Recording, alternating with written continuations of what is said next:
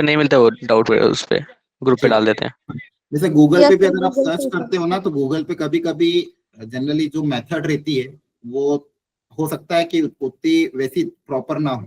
ठीक है, आंसर निकाल दिया हो, तो कभी भी आपको लगे कि मेथड थोड़ा सही नहीं लग रहा है या फिर लग रहा है कि इससे और अच्छा मेथड हो सकता है, तो आप डाउट डिस्कशन ग्रुप पे एक बार डाल दिया करो। ठीक है, यस सर। थोड़े दिन बाकी है अब तो। Yes sir. Okay, so start करते हैं। आवाज सबको क्लियर ही है? इन केस कभी कुछ लैग हो तो मुझे बता देना। आज का अपना डे 2 है। कल के दिन आपको कैलकुलस पूरा कवर करा गया था। आज के दिन जो 11 का पोर्शन है वो हम कवर करेंगे। टारगेट मैंने आपके ग्रुप में भेजे भी थे कि आज क्या क्या कवर होने वाले। Basic math, set relation, quadratic, complex, sequence and series, permutation combination, binomial theorem, statistics and probability. अब देखा जाए तो बहुत सारे चैप्टर हैं। ठीक है, सबको कवर करना है।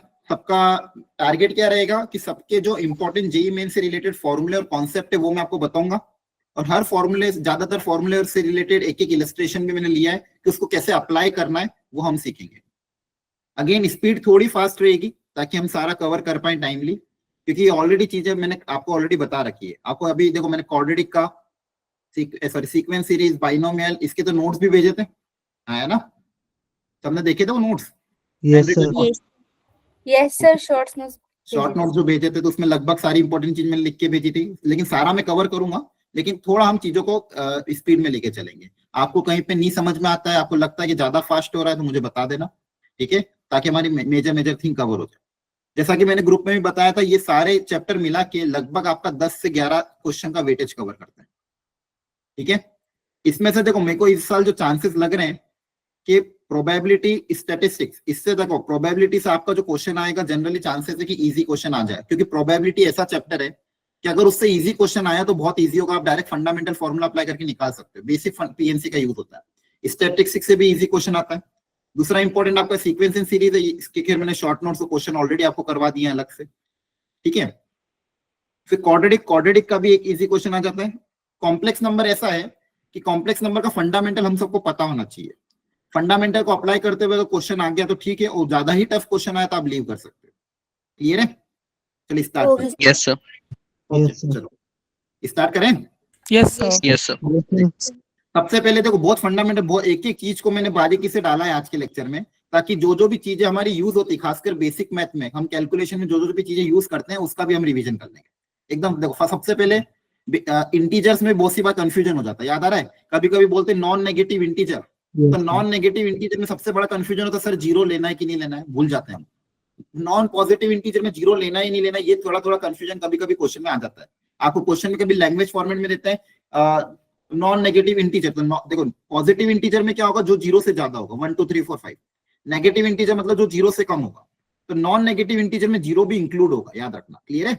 नॉन पॉजिटिव इंटीजर में भी जीरो इंक्लूड होगा। तो ये पॉइंट को समझाने के लिए मैंने ये लिया था यहाँ पे। क्लियर है सबको? हाँ है ना? Yes sir. Yes, कभी sir. भी नॉन नेगेटिव इंटीजर आता है तो you have to include the zero also. इसके बाद प्राइम नंबर, ऑलमोस्ट सबको ही पता है कि प्राइम नंबर क्या क्या होते हैं। सबसे पहले यही ध्यान रखना, थोड़ी दिन पहले हमने क्वेश्चन भी किया था इवन प्राइम पे, याद आ रहा? टेस्ट में आया था। तो 2 is the only even prime, बाकी सारे प्राइम नंबर आपके ऑड होते हैं। अब बचे हुए जो नंबर हैं उनको बोलते हैं हम composite. 1 is neither prime nor composite, ये भी आपको ध्यान रखना है, ये कभी कभी कुछ कुछ क्वेश्चंस में यूज हो जाता है। कोप्राइम नंबर मतलब ऐसे नंबर जिनका आपस में HCF 1 हो, जिनका आपस में HCF 1 हो, और ऐसा जरूरी नहीं उन दोनों को प्राइम होना। जैसे मान लो 3 और 4, अब यहाँ पे एक प्राइम है एक नॉन प्राइम है, लेकिन इनका अगर HCF निकालूंगा तो 1 आएगा, तो ऐसे नंबर को हम बोलते हैं, ऐसे पेयर्स को हम बोलते हैं कोप्राइम नंबर। ठीक है, ये फंडामेंटल थ्योरी यहाँ पे मैंने गिवन है। इसके बाद देखो डिविजिबिलिटी बहुत जगह आपके आ जाता है, तो इस फंडामेंटल डिविजिबिलिटी हमको पता होना चाहिए। तो 2 की डिविजिबिलिटी सबको पता ही है, लास्ट डिजिट डिविजिबल बाय 2 होना चाहिए, हाँ है ना? Yes sir. Yes sir. 3 के लिए डिविजिबिलिटी हम क्या यूज करते हैं कि sum of the digit should be divisible by 3। अब ये डिविजिबिलिटी आपने देखा होगा बहुत सारे अलग अलग चैप्टर में यूज हो जाती है, हाँ है ना? बोलो, याद आ रहा है? Yes yes yes. Permutation combination में बहुत यूज होता है। हाँ बोलो, हेलो हेलो, हाँ कोई कुछ कह रहा था, जल्दी बोलो। No sir. ओके ठीक है, तो ये 3 का डिविजिबिलिटी क्या था कि sum of the digit should be divisible by 3, है ना? 4 का क्या था कि आखिरी के 2 डिजिट 4 से डिविजिबल होना चाहिए। 5 का आसान है, लास्ट डिजिट या तो 0 या 5 हो जाए। 6 का क्या हो जाएगा, अगर ऐसे नंबर जो 2 और 3 दोनों से डिविजिबल है वो 6 से होने चाहिए। अब 2 का लिए क्या है, लास्ट का नंबर इवन डिजिट होना चाहिए, और 3 का आपको पता ही है sum of the digit should be divisible by 3। ठीक है, इसके बाद बस ज्यादातर यही इंपॉर्टेंट आपके। ठीक है, 9 का याद रख लेना, sum of all digit divisible by 3, जैसा 3 का होता है वैसा ही 9 का होता है। Is it clear all of you? Yes, sir. ये काम है। Yes, okay, sir. इसके बाद कुछ इंपॉर्टेंट आइडेंटिटीज, फंडामेंटल आइडेंटिटी जो आप 9, 10 में पढ़ते हैं लेकिन कहीं ना कहीं बहुत बार आपके पेपर्स में यूज हुई है, वो यहाँ पे कुछ इंपॉर्टेंट आइडेंटिटी, खासकर ये वाली, ये हमने थोड़े दिन पहले भी देखी थी। A cube plus B cube, A square plus B square plus C square minus A B minus B C minus C, को हम क्या लिखते थे? 1/2 ए माइनस बी का whole square plus B minus C का whole square plus C minus A का whole square. याद आ रहा है? अभी थोड़े दिन पहले यूज करी थी। Yes, sir. Yes, sir. Yes, sir. Yes. हाँ, और एक ये वाली बहुत काम आ जाती है कि A cube plus B cube plus C cube minus 3ab, इसके दो फैक्टर क्या होते हैं? A plus B plus C, और दूसरा फैक्टर ये वाला, और फिर इसको आप वापिस से ये लिख सकते हो। ठीक है, और इसमें कंडीशन क्या आती है कि ये जीरो कब होगा? ये जीरो तब होगा या तो A plus B plus C zero हो, या A equal to B equal to C हो। ये आगे मैं बताता हूँ। इसके अलावा देखो ये भी बहुत बार काम आता है, ये क्वाड्रेटिक में, आपके उसमें इनवर्स ट्रिग्नोमेट्री में भी ये वाला, जो इसके दो फैक्टर जो बनते हैं, ये जब भी इवन पावर आपके पास आती है, जैसे ये वाला आ जाए ए की पावर 4 प्लस ए स्क्वायर प्लस 1, इसके दो में फैक्टराइज करने का तरीका क्या होता है? ए स्क्वायर प्लस ए प्लस 1, और दूसरा फैक्टर इसका क्या होगा? ए स्क्वायर माइनस ए प्लस 1। ये भी हमने जेई के जो प्रीवियस ईयर क्वेश्चन थे वहां पे इसका यूज किया था, इसको ध्यान रखना। ठीक है, आज के भी एक क्वेश्चन में इसको यूज करूंगा। क्लियर है जी? ये सीक्वेंस एंड सीरीज में भी इसका यूज हो जाता है, सीरीज में भी इसका यूज हो जाता है। ए की पावर 4 प्लस ए स्क्वायर प्लस 1 को लिखने का तरीका क्या है? ये दो, इसको आप दो फैक्टर में तोड़ सकते हो। ठीक है, चलिए अब देखो, एक बाइक्वाड्रेटिक इक्वेशन बहुत स्टैंडर्ड वाली जो जनरली आपके सॉल्व करने में आती है। जनरली बाइक्वाड्रेटिक आती नहीं है, लेकिन कभी कभी अगर बाइक्वाड्रेटिक आ जाए इस वेराइटी की, तो ये सॉल्व करने का तरीका बहुत आसान होता है। इसको पहचानना कैसे, मैंने आपको पहले बताया था। ऐसी इक्वेशन जब भी आती है, जैसे खासकर एप्लीकेशन ऑफ डेरिवेटिव में से हायर डिग्री आती है, तो यहाँ पे आप देखोगे ध्यान से, तो ए की पावर एक्स की power 4 minus 5x cube plus 8x square minus 5x plus 1, इसमें एक पैटर्न है। कोई बता सकता है क्या पैटर्न है? ये सर जो पावर है वो घट रही है। हाँ, पावर तो घट रही है, और तो 158। हाँ, वेरी गुड। ये जो कोफिशिएंट है, देखो फर्स्ट का कोफिशिएंट और लास्ट का कोफिशिएंट देखो सेम है। Yes, sir. Yes, sir. आगे से दूसरी टर्म का कोफिशिएंट और पीछे से दूसरी टर्म का कोफिशिएंट क्या है? सेम। क्लियर है? तो ये Yes, sir. बाइक्वाड्रेटिक आपको जनरली सिलेबस में भी नहीं, आपको सॉल्व करना भी नहीं आता है, लेकिन इस वेराइटी को सॉल्व करने का तरीका आसान है, और ये वेराइटी आपके एग्जाम में आती भी है, 2-3 बार आई है। इस वेराइटी को पहचानने का तरीका क्या हो जाए? आगे से और पीछे से कोफिशिएंट अगर सेम हो जाए तो आपकी ये वेराइटी आ जाएगी। अब इसको सॉल्व करने का तरीका क्या है? पूरी इक्वेशन को सबसे पहले एक्स स्क्वायर से डिवाइड कर दो। पूरी इक्वेशन को क्या करोगे आप? एक्स स्क्वायर से डिवाइड कर दो। करो सब लोग एक बार करो ट्राई। अगर पूरी इक्वेशन को एक्स स्क्वायर से डिवाइड करोगे, देखो क्या क्या टर्म बनेगा। X square minus 5x plus 8 minus 5/x plus 1/x square. Correct है? Yes, sir. अब सेम Yes, sir. वो जो भी सेम कोफिशिएंट वाले टर्म्स उनको साथ में कलेक्ट कर लो। सेम कोफिशिएंट, जैसे ये 1 वाला कोफिशिएंट कहां पे था? यहाँ पे। तो एक्स स्क्वायर के साथ 1/x स्क्वायर लिख देंगे, और ये 5 वाला टर्म साथ में कर लो। इसमें से 5 कॉमन ले लोगे तो क्या बचेगा? x प्लस 1/x, और ये 8 आपका अलग चला जाएगा। तो देखो इससे थोड़ी इक्वेशन आसान दिख गई, है ना? सर अब इसके बाद Yes. बताओ क्या तरीका अपनाओगे लॉजिकली? इसको टी मानेगा। X square plus 1/x whole square Sir, पहले bracket लिखेंगे। Very वाली वेरी गुड। आप x प्लस 1/x को टी मान लेंगे, तो इसका स्क्वायर क्या हो जाएगा? स्क्वायर करेंगे तो a square plus b square plus 2ab, है ना? ये समझ में आ रहा है? Yes, sir. तो इसको आपने अगर इसको अगर आपने टी माना, तो ये एक्सप्रेशन आपका क्या हो जाएगा? T square minus 2। Yes, sir. तो ये हो जाएगा t square minus 2 minus 5t plus 8 equal to 0। Clear है? Yes, sir. यहाँ से टी में क्वाड्रेटिक बन गई। अब टी की क्वाड्रेटिक को आप आसानी से सॉल्व कर सकते हो। फिर टी की वैल्यू को यहाँ पे पुटअप करना, तो एक्स आ जाएगा। क्या सर logic माइनस है? कहाँ से आया? ये यहाँ से आया। देखो एक सेकेंड, आज पेन टेप को क्या हो गया, थोड़ी राइटिंग स्लो आ गई। देखो आपने क्या करा, देखो वापिस ध्यान से, x प्लस 1/x को टी माना, है ना? क्लियर है? दोनों तरफ स्क्वायरिंग Yes, sir. करोगे। स्क्वायरिंग करने पे क्या आएगा? X square plus 1/x square plus 2 आएगा। यस सर। तो यहाँ से आपके पास x square plus 1/x square की वैल्यू कितनी आ जाएगी? Sir T T square square minus minus two. समझिए तो सर। इसकी जगह मैंने ये लिख दिया। क्लियर हो गया? अब इस क्वाड्रेटिक को आपको सॉल्व करना आता है, तो बस यहाँ पे ध्यान रखने वाली बात क्या थी? जब भी ऐसी बाइक्वाड्रेटिक इक्वेशन आए और पीछे और आगे से कोफिशिएंट सेम है, तो क्या स्टेप अपनाओगे? एक्स स्क्वायर को से डिवाइड कर देना और x प्लस 1/x को टी मान लेना, आपका काम हो जाएगा। क्लियर है? बोलो। Yes, sir. Yes, sir. इसका सॉल्यूशन Yes, sir. मैंने दिया, घर पे ट्राई करके मैच कर लेना।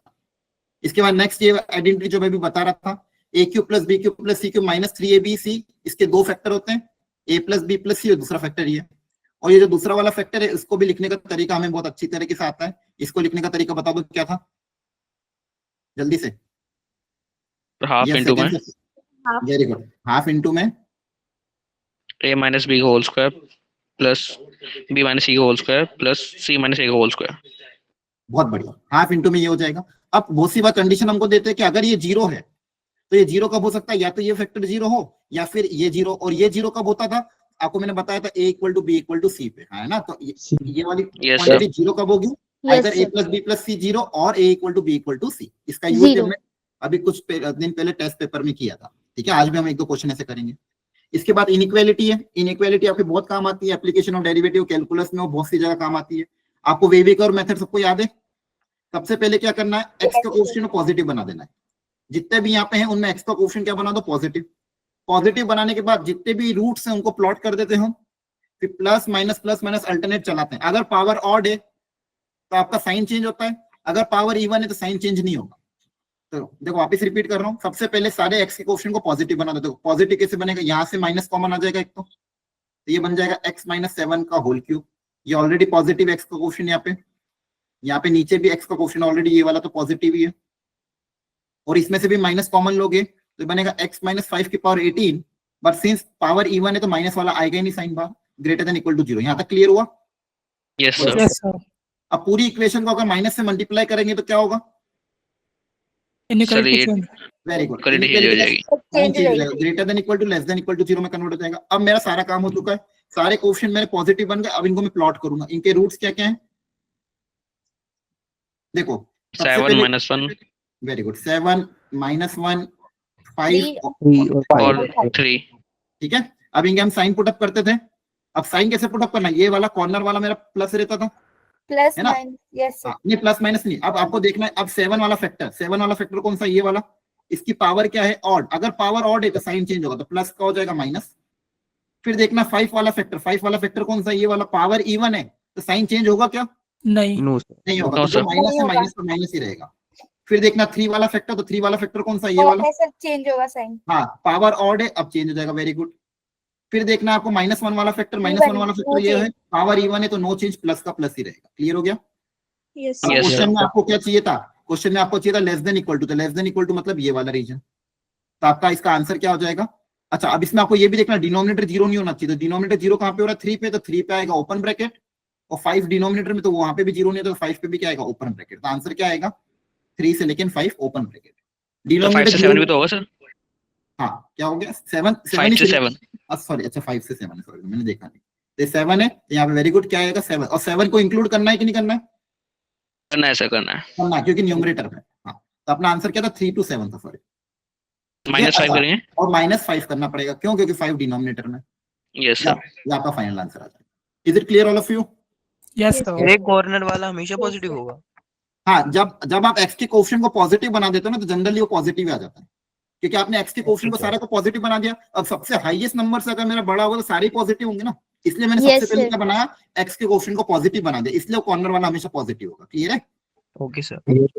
बाकी आप बिना उसके भी करोगे, अगर मान लो बिना उसके करते तो फिर आपको ध्यान रखना पड़ेगा कॉर्नर वाला पॉजिटिव हो कि नेगेटिव, रख के देखना पड़ेगा। इससे अच्छा क्या करो, सारे एक्स के कोएफिशिएंट को पॉजिटिव बना दो, कॉर्नर वाला प्लस में रख दो, फिर देखते जाओ पावर क्या है, पावर ऑड है तो साइन चेंज होगा, पावर इवन है तो साइन चेंज नहीं होगा। ये वेविकर में जो फंडामेंटल मेथड लगभग हर चैप्टर में हम यूज करते हैं ज्यादातर में। यहाँ पे मेथड भी लिख रखा है, एक बार पढ़ लेना वापस से। इसके बाद फंडामेंटल आपके एक्सपोनेंशियल सबको पता ही है, इसमें मैं रिपीट नहीं करूंगा। किसी भी नंबर की पावर 0, बेस सेम है, प्रोडक्ट हो जाता है, पावर ऐड हो जाती है, पावर की पावर मल्टीप्लाई हो जाती है। हाँ है ना, क्लियर है। Yes, sir. मॉड्यूलस फंक्शन का सर ने भी आपको बताया होगा कैलकुलस में। हाँ. Yes sir. Mod of x को तोड़ने का तरीका, अगर इनपुट पॉजिटिव है तो डायरेक्ट टूट जाएगा, इनपुट नेगेटिव है तो माइनस टाइम टूटेगा। मॉड्यूलस आपका एडिशन सॉरी मल्टीप्लिकेशन और डिवीजन में अलग अलग हो जाता है, लेकिन एडिशन सब्ट्रैक्शन में ट्रायंगुलर इनइक्वालिटी लगती है ना, जैसे कि यहाँ पे mod Yes, of a sir. Plus b is less than equal to mod a plus mod b। और मल्टीप्लिकेशन और डिवीजन में आपका मॉड्यूलस आप अलग अलग कर सकते हो।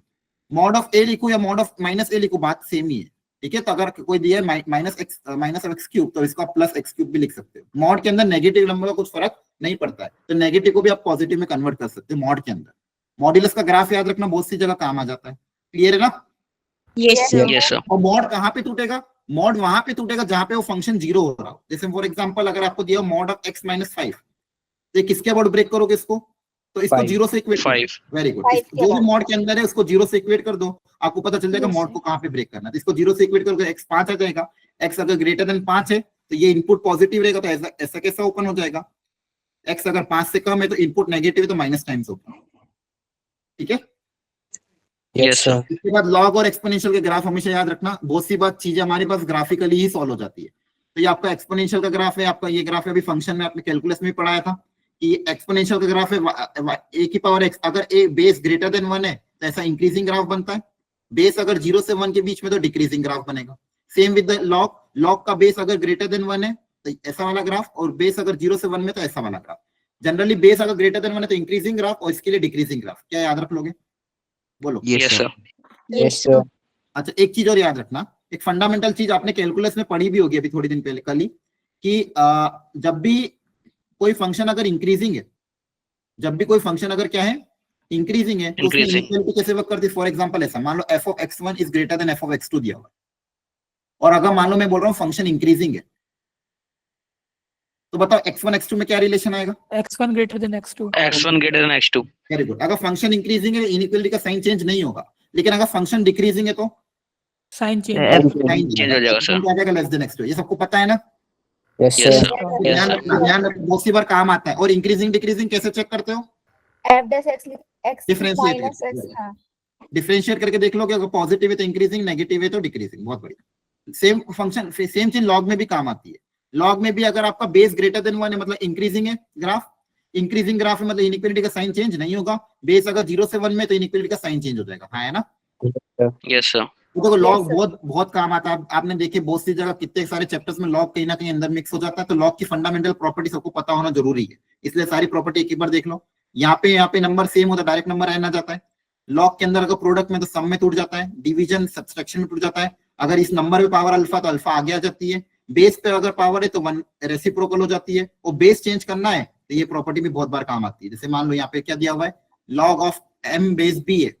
अगर मुझे इन दोनों का बेस चेंज करना है तो क्या लिखेंगे? log m divide by log b। Clear है? बोलो। Okay. Yes, sir. ठीक है। अभी थोड़े टाइम पहले आपके ना एक मॉक टेस्ट में क्वेश्चन भी आया था कि ऐसा दिया था y equal to log of सब ऐसा कुछ था कि sin x और बेस था x स्क्वायर। वो पूछा था इसका डिफरेंशिएशन क्या होगा। इस तरह का एक क्वेश्चन था। एग्जैक्टली ये नहीं था, पर हाँ इसी वेराइटी में था। अब देखो यहाँ पे डायरेक्टली डिफरेंशिएट तो नहीं कर पाऊंगा मैं, क्योंकि मुझे पता नहीं कि वेरिएबल यहाँ पे भी वेरिएबल यहाँ पे भी वेरिएबल को कैसे डिफरेंशिएट करते हैं। तो ऐसे केस में क्या करूंगा, सबसे पहले इस फंक्शन को सिंप्लीफाई करेंगे, इसका बेस चेंज कर देंगे। तो बेस कैसे चेंज होगा बताओ? क्या लिखेंगे इसको? y को Log of sin x upon a log of x square. Log of x. log of sin x इसका बेस 10 हो जाता है सर? हाँ, बेस 10 हो जाता है इसका? बेस कुछ भी रख सकते हो, जरूरी थोड़ी 10 e b a c d कुछ भी रखो, कुछ फर्क नहीं ओके पड़ता। सर. ठीक है, मान लो e रख दिया आपने, क्योंकि जनरली हम e ट्रीट करते हैं मैथमेटिक्स में। तो बेस मान लो आपने e रख दिया, तो ऊपर साइन लिख दिया, नीचे एक्स स्क्वायर लिख दिया। अब इसको डिफरेंशिएट कर सकते हो u बाई v रूल से, हाँ है ना? Yes sir. अब इसका डिफरेंशिएशन में ऊपर वाले को u मानूंगा, नीचे वाले को v मानूंगा, u dash into v minus v dash into u upon v square, हाँ है ना? Yes, sir. Yes sir. ये log 1 0 होता है, ये सारी चीजें आपको पता है, ये फंडामेंटल है। ठीक है, ओके, यहाँ तक क्लियर है सबको? बोलो। Yes. मैंने वही चीजें कवर करी जो कहीं ना कहीं कैलकुलेशन में आगे हमारे दूसरे चैप्टर में काम आती है। और देखो आज के लेक्चर में हमारे पास मुझे 10 चैप्टर कवर करने 2 घंटे में, तो आप भी समझोगे तो मैं चीजें थोड़ी सी हम पेस में चलेंगे और थोड़ा सा मेजर थिंग ही कवर करेंगे। क्लियर है ना? ताकि आपका भी समय बचे और आपको ज्यादातर चीजें अच्छे से मिल जाए। क्लियर है सबको? Yes, Yes, sir. Yes sir. और सारी चीजें हमने क्लास में कवर कर रखी है। इनकेस कुछ नहीं समझ में आता तो पूछ लेना, कोई दिक्कत नहीं। ठीक है, अब इसके बाद देखो सेट रिलेशन है। अब सेट भी ज्यादा डायरेक्ट क्वेश्चन सेट से नहीं आता, लेकिन सेट का यूज दूसरे चैप्टर्स में हो जाता है। जैसे आपने देखा सेट का वेन डायग्राम का यूज आपका प्रोबेबिलिटी में होता है ना? Yes sir. इसलिए सेट का फंडामेंटल पता होना चाहिए। और रिलेशन आपको सबको पता है। इसका एक क्वेश्चन फिक्स है। कौन सा क्वेश्चन आता है वो? इक्विवेलेंस वाला. अरे मतलब टाइप ऑफ रिलेशन है ना? Yes sir. Yes, sir. हाँ. रिलेशन चैप्टर से एक क्वेश्चन फिक्स आता है अपना टाइप ऑफ रिलेशन। उस पे 5 वेराइटी, 5 मैंने करा रखी है और आज के क्वेश्चन भी मैंने दे रखे प्रैक्टिस के लिए। देखो सेट्स में आपको ये डायग्राम पता होना चाहिए। यूनियन मतलब ए और बी सब कवर हो जाए। इंटरसेक्शन मतलब कॉमन पार्ट। ए माइनस बी मतलब ए में से बी वाला हिस्सा हटा दो। बी माइनस ए मतलब बी में से ए वाला हिस्सा हटा दो। ए डैश मतलब ए को छोड़ के सब कुछ। और ये भी बहुत बार याद आ जाता है, आप भूल जाते हो डेल्टा। डेल्टा मतलब ए माइनस बी और बी माइनस ए का अगर मैं यूनियन ले लूं तो क्या मिल जाता है, ए डेल्टा बी। ठीक है, ये भी कभी कभी अगर आपको आए तो ध्यान रखना। क्लियर है? बोलो। Yes sir. Yes sir. ठीक है, तो ये वेन डायग्राम सबको पता होना चाहिए। वेन डायग्राम बहुत काम के, और ये फंडामेंटल लॉ, इसमें खासकर ये डी मॉर्गन्स लॉ, ये वाला पता होना चाहिए। ए यूनियन बी का होल डैश क्या हो जाता है, ए डैश, यूनियन कन्वर्ट हो जाता है इंटरसेक्शन में, और इंटरसेक्शन कन्वर्ट हो जाएगा यूनियन में, है ना? Yes, sir. ठीक है, इसमें डिस्ट्रीब्यूटिव प्रॉपर्टी भी, ब्रैकेट्स को आप ऐसे डिस्ट्रीब्यूट भी कर सकते हो। इसके बाद इनके तीन फॉर्मूले, ए यूनियन बी का formula number of element in A plus B minus A intersection B. A minus B का ये फॉर्मूला, तीन अगर आ जाते हैं तो A plus B plus C minus A intersection B minus B intersection C minus C intersection है प्लस एक बार। ये सारा याद है ना? बोलो। Yes Yes, sir. sir. Yes, sir. ठीक है। इसके बाद टाइप ऑफ रिलेशन का हमारे पास एक क्वेश्चन आता ही है जनरली। आपको एक रिलेशन दे देंगे, अलग अलग वैरायटी के क्वेश्चन आते हैं, उसमें पूछेंगे बताओ ये रिफ्लेक्सिव है या नहीं है, सिमेट्रिक है क्या नहीं है, ट्रांजिटिव है कि नहीं है। या तो ये पूछेंगे या फिर ये पूछेंगे कि इसमें कितने एलिमेंट ऐड करें ताकि ये सिमेट्रिक बन जाए, ट्रांजिटिव बन जाए। तो आपको ये बात ध्यान रखनी है, रिफ्लेक्सिव का क्या तरीका सुनना, एक बात ध्यान से। अगर relation R on set A है, सेट ए पे अगर मेरा रिलेशन आर है, तो सेट ए पे अगर मेरा रिलेशन आर डिफाइंड है, तो सेट ए के हर एलिमेंट का खुद के साथ पेयरिंग होना चाहिए, है ना? तो वो रिफ्लेक्सिव है। सेट ए में मान लो मेरे पास एलिमेंट है 1, 2, 3, तो रिफ्लेक्सिव होने के लिए क्या क्या होना जरूरी है बताओ? 1 1 2 2 3 3। वेरी गुड, बहुत बढ़िया। रिफ्लेक्सिव होने के लिए 1 1 2 2 3 3 तीनों को होना जरूरी। सिमेट्रिक में क्या बताया था कि अगर ए कोमा बी प्रेजेंट है तो इसका रेसिप्रोकल होना चाहिए, तभी वो सिमेट्रिक होगा, है ना? Yes sir. ट्रांजिटिव में हमने क्या सीखा था, दो कंडीशन। अगर मेरे पास ए कोमा बी प्रेजेंट है और बी कोमा सी भी प्रेजेंट है, अगर ये दोनों प्रेजेंट है तो इनका ट्रांजिशन क्या बनेगा? C comma A। A comma C. A comma C, sorry sir. हाँ very good, A comma C. अगर ए कोमा बी प्रेजेंट है, बी कोमा सी प्रेजेंट, तो इनका ट्रांजिशन क्या बनेगा? A comma C. अगर ये दोनों आ रहे तो इसका आना जरूरी है, और मान लो अगर ये नहीं है तो फिर हमको चेक करने की जरूरत ही नहीं है। ट्रांजिटिव में ध्यान रखना, थोड़ा अलग केस था। इसमें नॉट ट्रांजिटिव का सिर्फ एक ही केस बनेगा, बाकी सब ट्रांजिटिव होंगे, है ना? याद आ रहा है? नॉट ट्रांजिटिव का एक केस क्या बनेगा कि अगर मान लो ये दोनों हैं और ये वाला अगर प्रेजेंट नहीं है तो आपका क्या बन जाएगा? Not transitive. बाकी सारे केसेस में क्या बनेगा? ट्रांजिटिव। बोलो। Yes sir. Yes sir. Clear है ना? इस पे बहुत क्वेश्चन हमने कर रखे हैं, ठीक है। और ऐसा रिलेशन जो रिफ्लेक्सिव भी हो, सिमेट्रिक भी हो, ट्रांजिटिव, उसको हम इक्विवेलेंस बोलते हैं। इस पे मैंने 3 वेरायटी आपको दे रखी है, ये क्लास में मैंने करा रखा है, एक बार आप खुद से प्रैक्टिस कर लेना विद आंसर दिया हुआ। कर लोगे? Yes sir. हमने रेगुलर लेक्चर में भी करा भी था क्रैश कोर्स में, तो एक बार खुद से वापस प्रैक्टिस कर लेना, तो एक बार आपका पूरा चैप्टर कवर हो जाएगा। तो ये आपका रिलेशन हो गया। इसके बाद next quadratic equation. Quadratic equation के आपको नोट्स अभी दिए थे मैंने, नहीं थे इसमें? सर ठीक है, इसमें डिवाइस सीक्वेंस वगैरह थी। हाँ। हाँ सीक्वेंस था, क्वाड्रेटिक नहीं था, ठीक है कोई बात। देखो क्वाड्रेटिक इक्वेशन में एक स्टार्टिंग में ये ध्यान रखना है, आपको इक्वेशन और आइडेंटिटी में अंतर पता होना चाहिए। खासकर आइडेंटिटी का एक रूल याद रखना। जैसे मान लो अगर मैं ये लिख रहा हूँ x + 3 का whole square equal to x² + 6x + 9, इसको मैंने ओपन करके रख दिया, है ना? बोलो।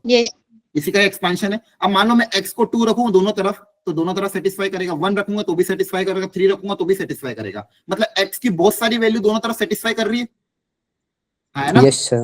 मतलब ये ऐसी क्वाड्रेटिक इक्वेशन है जिसके दो से बहुत ज्यादा रूट है, तो ऐसी इक्वेशन को हम बोलते हैं आइडेंटिटी। आपको देखो ज्यादातर क्वेश्चन में आइडेंटिटी सिर्फ एक ही कंडीशन याद रखनी, क्या? कि अगर कोई quadratic equation ax² + bx + c = 0 बोलता है ये आइडेंटिटी है, तो आप क्या कंडीशन अप्लाई कर देना? सारे कोएफिशिएंट को 0 से इक्वेट कर देना। ये आइडेंटिटी तभी होगी जब a, b और c तीनों के तीनों क्या होंगे? 0 होंगे। क्लियर है? Yes, sir. बस इसके अलावा आपको ध्यान रखने की जरूरत नहीं है। अभी के लिए बस इतना याद रख लेना, कोई भी क्वाड्रेटिक इक्वेशन अगर आइडेंटिटी तो उसके सारे कोएफिशिएंट को आप कैसे इक्वेट कर दोगे? 0 से। क्लियर है? 0 बस इतनी कंडीशन का क्वेश्चन है। हाँ, डाउट है किसी को? No sir. ओके। इसके बाद अगला important topic, relation between roots and coefficient. इस पे भी बहुत बार क्वेश्चन आ जाते हैं। कोई भी क्वाड्रेटिक इक्वेशन अगर आपके पास है ax² + bx + c, ये standard quadratic equation equal to 0, इसके रूट से मान लो अल्फा और बीटा, तो सम ऑफ द रूट बता दो क्या होता था? -b/a product of the root c/a। t/a। बहुत बढ़िया। अगर किसी क्वाड्रेटिक इक्वेशन के रूट से मान लो, रूट्स दिए हुए हैं, रूट से अल्फा और बीटा, तो इक्वेशन कैसे बनाओगे? x² - α + β * x very good. Plus alpha into beta. ऐसे लिखो सम अल्फा प्लस बीटा, या फिर ऐसे लिखो कि क्या? Sum of the roots into sum x of roots plus product of the roots equal to 0। ठीक है, तो अब रूट्स कैसे भी हो, 1/α 1/β, यहाँ पे क्या रख देना? सम, इधर क्या रख देना? प्रोडक्ट।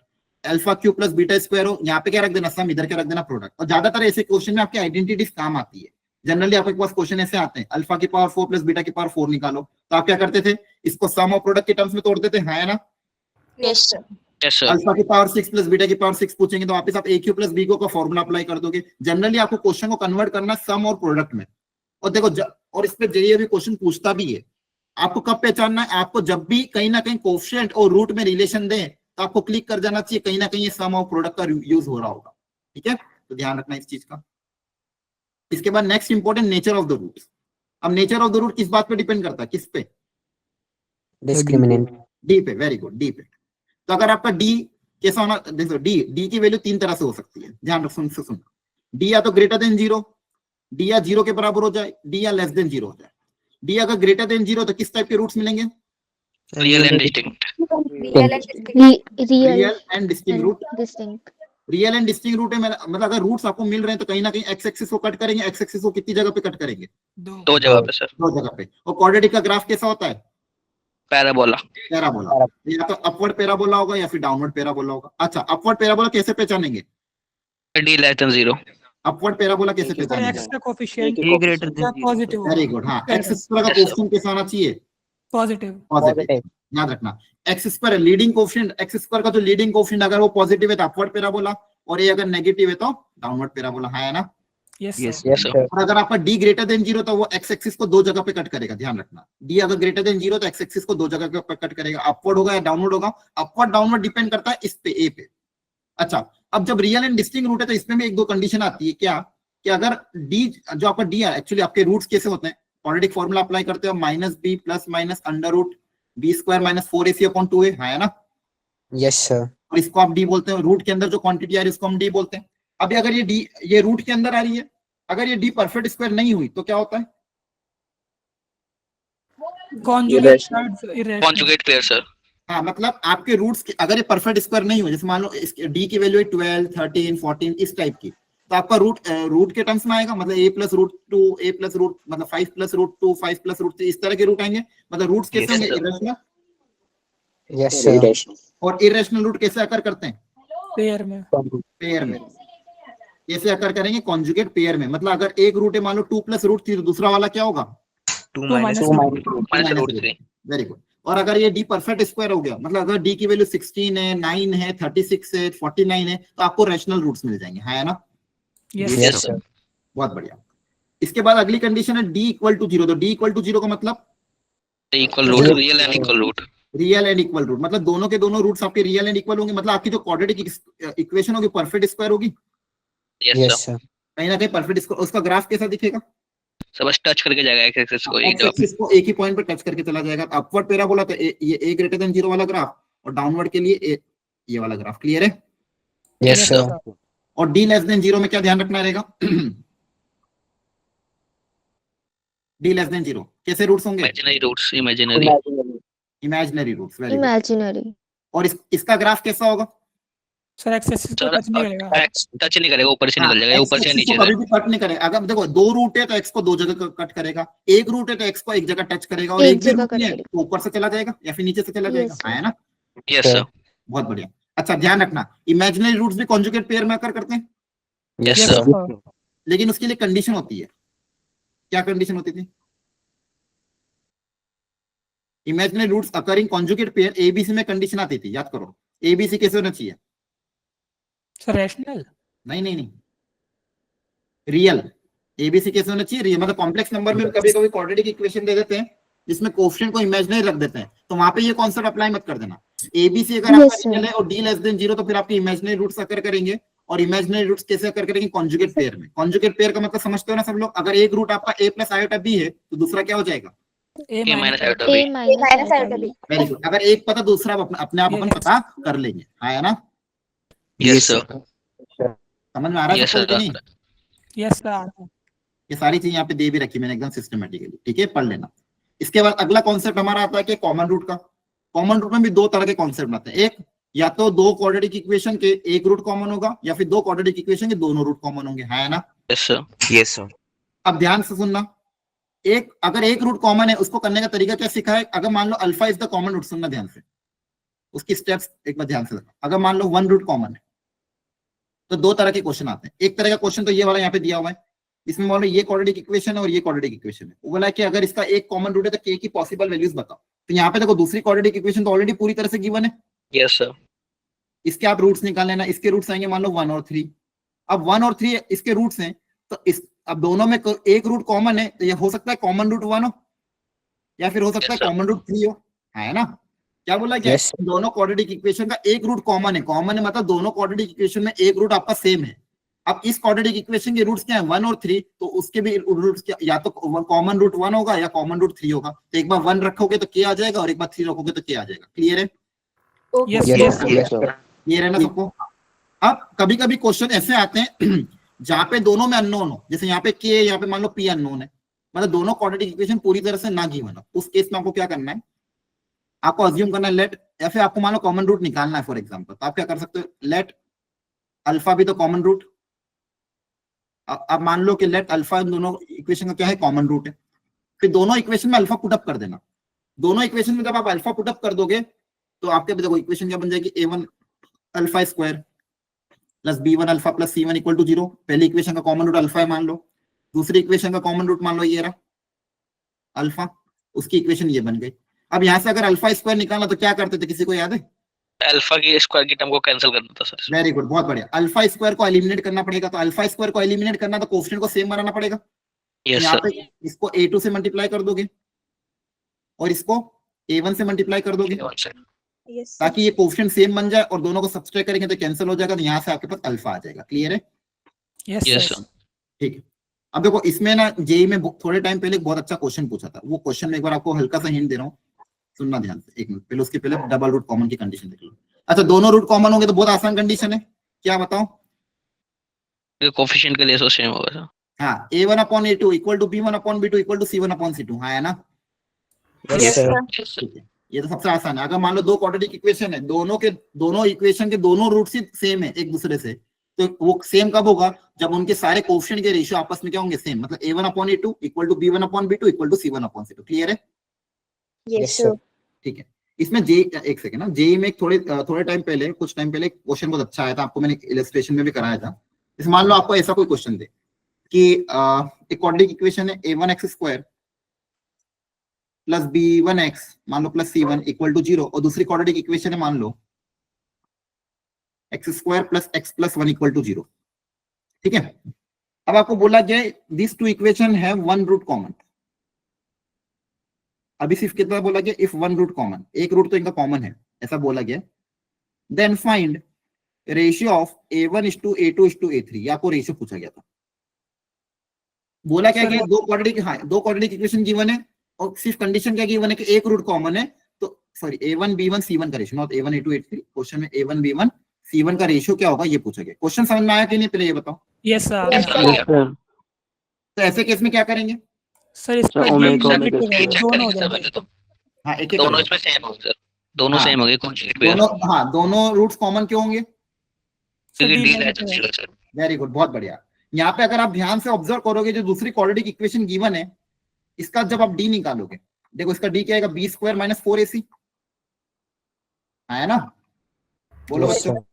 तो डी Yes, नेगेटिव आ रहा है, डी नेगेटिव है, कोफिशिएंट सारे पॉजिटिव है। अगर डी नेगेटिव है तो हम क्या बोलते हैं, इमेजिनरी रूट्स। इमेजिनरी, है ना? Yes Yes. Sir.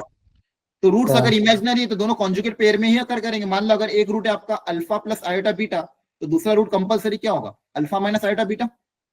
Iota Yes, sir. beta. अब अगर आप बोलोगे, इस क्वेश्चन में क्या बोला, एक रूट कॉमन है, तो मान लो अगर आप बोलोगे, मान लो ये वाला रूट कॉमन, अगर आपने अज्यूम कर लिया कि मान लो इस क्वाड्रेटिक का एक रूट ये वाला कॉमन है, तो अगर ये रूट कॉमन है तो इसका दूसरा रूट भी तो compulsory alpha plus iota beta ही होना पड़ेगा, क्योंकि अगर एक रूट ये तो दूसरा ये होना पड़ेगा। मतलब अगर d लेस देन 0 है, मतलब इन दोनों क्वाड्रेटिक इक्वेशन का एक रूट कॉमन नहीं होगा, क्या होगा, दोनों के दोनों रूट ही कॉमन। आई बात समझ में? Yes Yes, sir. ठीक है। तो कभी भी अगर आपको ऐसे क्वेश्चन आए जिसमें एक क्वाड्रेटिक इक्वेशन का डी नेगेटिव हो, एक क्वाड्रेटिक इक्वेशन का डी क्या हो, नेगेटिव, तो ऐसी दोनों क्वाड्रेटिक इक्वेशन के दोनों रूट्स कॉमन होंगे, याद रख लोगे। Yes, sir. अब इनके अगर दोनों रूट कॉमन है तो अब रेशियो तो आसानी से निकाल सकते हैं, a1 upon 1 equal to b1 upon 1 1 equal to upon C1 upon 1. Very good, बहुत बढ़िया। तो इनका रेशियो कितना आ जाएगा, 1:1:1। क्लियर है? Yes, sir. Yes, sir. Okay. तो ध्यान रखना, ये क्वेश्चन एक बार आया था, लेकिन बस आपको ध्यान के रखना, डी अगर नेगेटिव है तो दोनों रूट कॉमन कर देना, और कुछ भी नहीं। इसके बाद ग्राफ बहुत इंपॉर्टेंट है। वर्टेक्स आपको याद है कि नहीं? वर्टेक्स क्या होती है, बोलो -d/2 है और -d/4 है। बोलो। ये वर्टेक्स बहुत सी जगह हमारे पास काम आ जाती है। वर्टेक्स का कोऑर्डिनेट सबको पता होना चाहिए, अपवर्ड पैराबोला हो या डाउनवर्ड पैराबोला हो, वर्टेक्स का एक्स कोऑर्डिनेट होता है -b/2 है, वर्टेक्स का वाई कोऑर्डिनेट होता है -d/4 है। सेम यहाँ पे भी, ठीक है। अच्छा, जनरली कहाँ पे काम आती है, अगर रेंज निकालना हो, अगर मान लो आपके ग्राफ ऐसा कुछ है, ये क्वाड्रेटिक की, तो बताओ ये क्वाड्रेटिक की रेंज क्या होगी, कहाँ से कहाँ तक लाई करेगी, और से इन्फिनिटी मिनिमम वैल्यू क्या होगी, -d/4 है। -d/4 है। देखो ये इस क्वाड्रेटिक की मिनिमम वैल्यू कहाँ पे लाई करेगी, यहाँ पे -d/4 से, और मैक्सिमम कहाँ तक जाएगी बच्चों, इन्फिनिटी तक। तो ये रेंज निकालने में आपको काम आता है। और वर्टेक्स, ये वर्टेक्स का एक्स कोऑर्डिनेट भी सबको पता होना चाहिए, लोकेशन ऑफ द रूट में ये काम आता है। ये एक्स कोऑर्डिनेट कितना होता है, -b/2, याद रख लोगे ना, यस सर। sir. ठीक है। इसके बाद ये सारे ग्राफ ऑलरेडी अभी मैंने आपको बता दिए। a ग्रेटर देन 0 तो upward parabola, d greater than 0 x को दो जगह कट करेगा, इक्वल टू 0 टच करके जाएगा, लेस देन 0 ऊपर नीचे से निकल जाएगा। क्लियर है, Sure. Yes, sir. ओके। अब ये वाला ग्राफ बहुत काम आता था। अगर मैं आपको ये बोलता हूँ, इतनी बहुत सी बार मैंने बताया आपको, कोई भी क्वाड्रेटिक इक्वेशन ऑलवेज पॉजिटिव कब होगी, उसमें क्या कंडीशन आएगी, d नेगेटिव और a पॉजिटिव ऑलवेज, है ना। कोई भी क्वाड्रेटिक इक्वेशन ऑलवेज पॉजिटिव कब होगी, ये वाला केस। देखो ये वाला जो ग्राफ है, यहाँ पे पूरी क्वाड्रेटिक इक्वेशन ऑलवेज पॉजिटिव है। यहाँ पे y की सारी वैल्यू क्या है, पॉजिटिव ही है ना। बोलो, सबको समझ में आ रहा है। ये जो क्वाड्रेटिक का ग्राफ है, यहाँ पे जितनी भी y है, जितने भी पॉइंट है, उन सबका y पॉजिटिव है। तो कोई भी क्वाड्रेटिक इक्वेशन ऑलवेज पॉजिटिव कब होगी, जब उसका ग्राफ पूरा के पूरा x एक्सिस के ऊपर हो, और x के अगर ऊपर हुआ तो d कैसा होगा, लेस देन 0, और a कैसा होगा, ग्रेटर देन 0। क्लियर है। और इस पे क्वेश्चन आते हैं जेई में, और या फिर जेई में क्या, आपकी बहुत सी बार इंक्रीजिंग डिक्रीजिंग में भी एक कंडीशन आ जाती है कि द क्वाड्रेटिक आती है और ग्रेटर देन 0, तो कभी भी कोई भी क्वाड्रेटिक ऑलवेज पॉजिटिव हो तो उसके दो कंडीशन अप्लाई करना है, a greater than 0, d less than 0। याद रख लोगे, Yes, sir. Yes, sir. ठीक है। बहुत आपने बहुत बार ऐसे क्वेश्चन किए हैं क्लास में, तो यहाँ पे देखो दे भी रखा है, क्वाड्रेटिक इक्वेशन में अगर a ग्रेटर देन 0, हाँ बोलो, D less than 0 हो जाएगा तो फिर इमेजिनरी रूट्स आ जाएंगे। हाँ, उससे हमको मतलब नहीं है, हमें तो क्या मतलब इस पूरे की वैल्यू से, रूट्स की बात नहीं कर रहे। ये जो पूरा y है ना, ये जो हम ग्राफ किसका बना रहे हैं, y equal to ax² + bx + c, इसका हम ग्राफ बना रहे हैं, हाँ है ना। तो यहाँ पे मैं ये बोल रहा हूँ कि इस पूरी y की वैल्यू पॉजिटिव कब होगी, यहाँ पे रूट्स की बात नहीं हम कर रहे हैं, हम अलग अलग वैल्यू ऑफ x के लिए अलग अलग y आएगा, लेकिन ये वाले ग्राफ में y ऑलवेज पॉजिटिव है। हाँ, y मतलब ये पूरी क्वाड्रेटिक ऑलवेज पॉजिटिव है, तो पूरी क्वाड्रेटिक ऑलवेज पॉजिटिव का ये वाला ग्राफ आता है, और इस ग्राफ की कंडीशन क्या होती है, a greater than 0, d less than 0। yes, sir. Clear है, Okay, sir. Okay, very good. तो यहाँ पे अगर मैं बोल रहा हूँ कि अगर a greater than 0, d less than 0, मतलब ये क्वाड्रेटिक इक्वेशन ऑलवेज कैसी होगी, ग्रेटर देन 0। और यहाँ पे बताओ बच्चों, इस वाले ग्राफ में क्या हो रहा है, अगर ये मान लो y एक्सिस है, तो यहाँ पे क्वाड्रेटिक क्या हो रही है, नीचे सारी नेगेटिव हो रही है। Always negative. तो x² + bx + c, मतलब कोई भी क्वाड्रेटिक इक्वेशन कभी Less than always zero. Negative कब होगी, जब यहाँ पे क्या हो जाएगी कंडीशन, a भी नेगेटिव और d भी नेगेटिव, है ना, दोनों नेगेटिव। yes, sir. दोनों नेगेटिव। Very good. तो ये लेस देन 0 की कंडीशन आ जाएगी, दोनों नेगेटिव पे। रेंज, क्वाड्रेटिक इक्वेशन की रेंज क्या होगी, रेंज डिपेंड करेगी a पे। अगर a पॉजिटिव है तो मिनिमम वैल्यू -d/4 से इंफिनिटी तक, आपका ग्राफ ऐसा होगा। और a अगर नेगेटिव है तो डाउनवर्ड पैराबोला, तो मैक्सिमम वैल्यू क्या होगी, सॉरी मिनिमम होगी -∞, और मैक्सिमम कहां तक जाएगा, -d/4 तक। क्लियर है, यस Yes, sir. ओके, यहां तक समझ में आ रहा है। Yes, Yes, sir. sir. इसके बाद लास्ट टॉपिक इस चैप्टर का, क्वाड्रेटिक का, location of the root. Location of root में आपको सिर्फ 3 कंडीशन याद रखनी बच्चों, ध्यान रखना, उसमें भी तीसरी कंडीशन ज्यादा इंपॉर्टेंट होती है। लोकेशन ऑफ रूट में पहली condition, if both roots are greater than K, कोई क्वाड्रेटिक इक्वेशन इसके दोनों के दोनों रूट्स के से ज्यादा, कोई कांस्टेंट है के, अब के कुछ भी हो सकता है, 4 5 6 7 क्वेश्चन में अलग अलग वैल्यू ऑफ के दे देंगे। बोलेंगे if both root of the quadratic equation are greater than origin और greater than 0, if both roots of the quadratic equation are greater than 5, तो के क्या हो गया, 5। सेकंड कंडीशन क्या हो सकती है, if both root are less than K, अगर दोनों के दोनों रूट्स के से कम हो। और तीसरी कंडीशन बताओ क्या होती थी, बीच में अल्फा बीटा के बीच में। हाँ बीच में, मतलब एक रूट के से ज्यादा है और एक रूट के से कम है, ठीक है। One of the root is greater than 5, another root is less than 5, ऐसा है ना। एक रूट के से ज्यादा, एक रूट क्या है, के से कम। तो इन तीनों की इंडिपेंडेंट कंडीशन आती है, नेसेसरी एंड सफिशिएंट कंडीशन। वो कंडीशन आपको ध्यान रखनी है। इस वाले की याद हो तो बताओ एनीवन, क्या थी, sir a into f of k greater than 0 very और good, sir greater than equal to 0 greater than. और एक और आती थी, ये जो पीक पॉइंट आपका -b/2 है, ये क्या होना चाहिए, greater than equal to k very good, greater greater than के। तो इस वाली कंडीशन, ये 3 कंडीशन, ए ए मतलब leading coefficient A into F of K greater than 0, इनका प्रोडक्ट ग्रेटर देन 0 होना चाहिए, D of course greater than equal to 0 होना चाहिए, और माइनस बी बाई 2 है, ये जो वैल्यू है ये के से आपकी ज्यादा होनी चाहिए। अब यहाँ पे माइनस बी बाई 2 है आपका, यहाँ पे आ जाएगा, सेम कंडीशन है, बस ये लास्ट कंडीशन चेंज हो जाएगी, यहाँ पे भी same, A into F of K आपका greater than 0, D less than C D greater than equal to 0, और ये जो माइनस बी बाई 2 है इस बार के से क्या हो जाएगा, कम हो जाएगा, है ना, क्योंकि के ज्यादा है ये कम है, क्लियर है। Yes sir. और ये जो लास्ट वाली इसके लिए सिर्फ एक ही कंडीशन होती थी, a इंटू एफ ऑफ के लेस देन 0, इसी कंडीशन से सिर्फ ये वाका ये ग्राफ आता है, इसलिए इस वाले के लिए सिर्फ एक ही कंडीशन, यहाँ पे डी की नहीं अप्लाई करोगे तो भी चलेगा, क्यों, क्योंकि इस कंडीशन के लिए सिर्फ यही ग्राफ पॉसिबल है, चाहे अपवर्ड या डाउनवर्ड, एक ही तरह का ग्राफ पॉसिबल है। a इंटू एफ ऑफ के क्या होगा, नेगेटिव। इन दोनों के लिए 3 कंडीशन होती है, इसके लिए सिर्फ एक कंडीशन होती है। अब क्वेश्चन जब भी आता है आपको क्या करना पड़ेगा, इन तीनों कंडीशन को अप्लाई करके जो भी आंसर आएगा उसका कॉमन इंटरसेक्शन लेना पड़ेगा, क्लियर है। सर एक और भी तो नहीं अभी देखो होती वो 2 और थी, लेकिन आपको ये 3 ही ध्यान रखना, मेंस में भी 3 ही काम की है, ज्यादा एक्स्ट्रा नहीं करना है फिलहाल के लिए, क्लियर है। Yes sir. ठीक है, ये अब देखो यहाँ पे एक फंडामेंटल क्वेश्चन दिया, एक quadratic equation is greater than 0, बताओ यहाँ पे कंडीशन क्या अप्लाई करोगे। सर डी लेस देन 0 और ए ग्रेटर देन 0 आई। Very good, A greater than 0, D less than, A तो ऑलरेडी पॉजिटिव है, बस डी लेस देन 0 कर देना, आपका आंसर आ जाएगा, क्लियर है। Yes sir. अभी बताया कोई भी क्वाड्रेटिक इक्वेशन ऑलवेज पॉजिटिव कब होती है, उसकी कंडीशन अप्लाई कर दोगे। Is it clear all of you. Okay Yes, sir. Sir. ठीक है, नेक्स्ट है आपका, क्या टाइम हो गया, ठीक है, हम एक काम भी करेंगे, जैसे ये सेशन 2 घंटे करे, तो अगर आपको बीच में ऐसा लगे ज्यादा एग्जॉस्ट हो रहा है तो 5 मिनट का हम ब्रेक भी ले सकते हैं, तो आपको जब भी ऐसा लगे तो आप बता देना, होगा तो 1 घंटे बाद 9 बजे हम 5-1 मिनट का ब्रेक ले लेंगे, क्लियर है। बोलो। Okay sir. Okay sir. अब देखो अभी करना क्या, एक्चुअली देखो ये सारी चीजें ऑलरेडी हमने क्लास में कवर कर रखी है, आज का उद्देश्य क्या है कि सारे कॉन्सेप्ट को हम रिकॉल कर लें, आपको घर पे जाके इसको पढ़ना तो पड़ेगा ही सही, ऐसा नहीं होगा अभी बिना इसके हो जाएगा, घर पे एक बार सारा Yes. पढ़ोगे तो अपने आप चीजें समझ में आ जाएगी कि मैंने क्या क्या समझाई है। आपको सही तो लग रहा है ये, बोलो। Yes, yes sir. Sir. Yes sir. Yes sir. पास तो नहीं हो रहा है, No, sir. पक्का सबको समझ में आ रहा है, Yes, sir. बोलो। ठीक है, Yes, घर पे sir. प्लीज इसको एक बार रिवाइज करना, तो अपने आप चीजें क्लियर हो जाएगी। हमारा टारगेट क्या है कि हमारे पास एक ही क्लास है, तो हमको कवर करना कि सारे फॉर्मूले एक बार हम रिवाइज कर लें, तो बस आप एक बार पढ़ते जाओ, समझते जाओ, है ना। और कोई कॉन्सेप्ट अगर नहीं समझ में आता तो पूछ लेना, कोई दिक्कत नहीं है। अब कॉम्प्लेक्स नंबर में कुछ काम की चीजें ही हमको ध्यान रखनी है। एक तो सबसे पहले आयोटा, आयोटा में सबसे पहले बताओ क्या होती थी आयोटा हम किसको बोलते थे, अंडर रूट ऑफ -1 को। Yes, yes sir. Yes sir. Iota की पावर 4 क्या होती थी, 1 1, और आयोटा की पावर 4 एन बी, 1 1 ये हम सबसे पहले One. हमको ध्यान रखना कि आयोटा की पावर 4n आपका 1, अब दोनों तरफ मान लो आयोटा से मल्टीप्लाई कर दूं तो 4n + 1 क्या हो जाएगा, Iota. आयोटा। Iota. दोनों तरफ आई से मल्टीप्लाई कर दो तो इधर आयोटा के पावर 4n + 1 जाएगा, इधर आयोटा बन जाएगा। एक बार और आयोटा से मल्टीप्लाई कर दे तो Minus.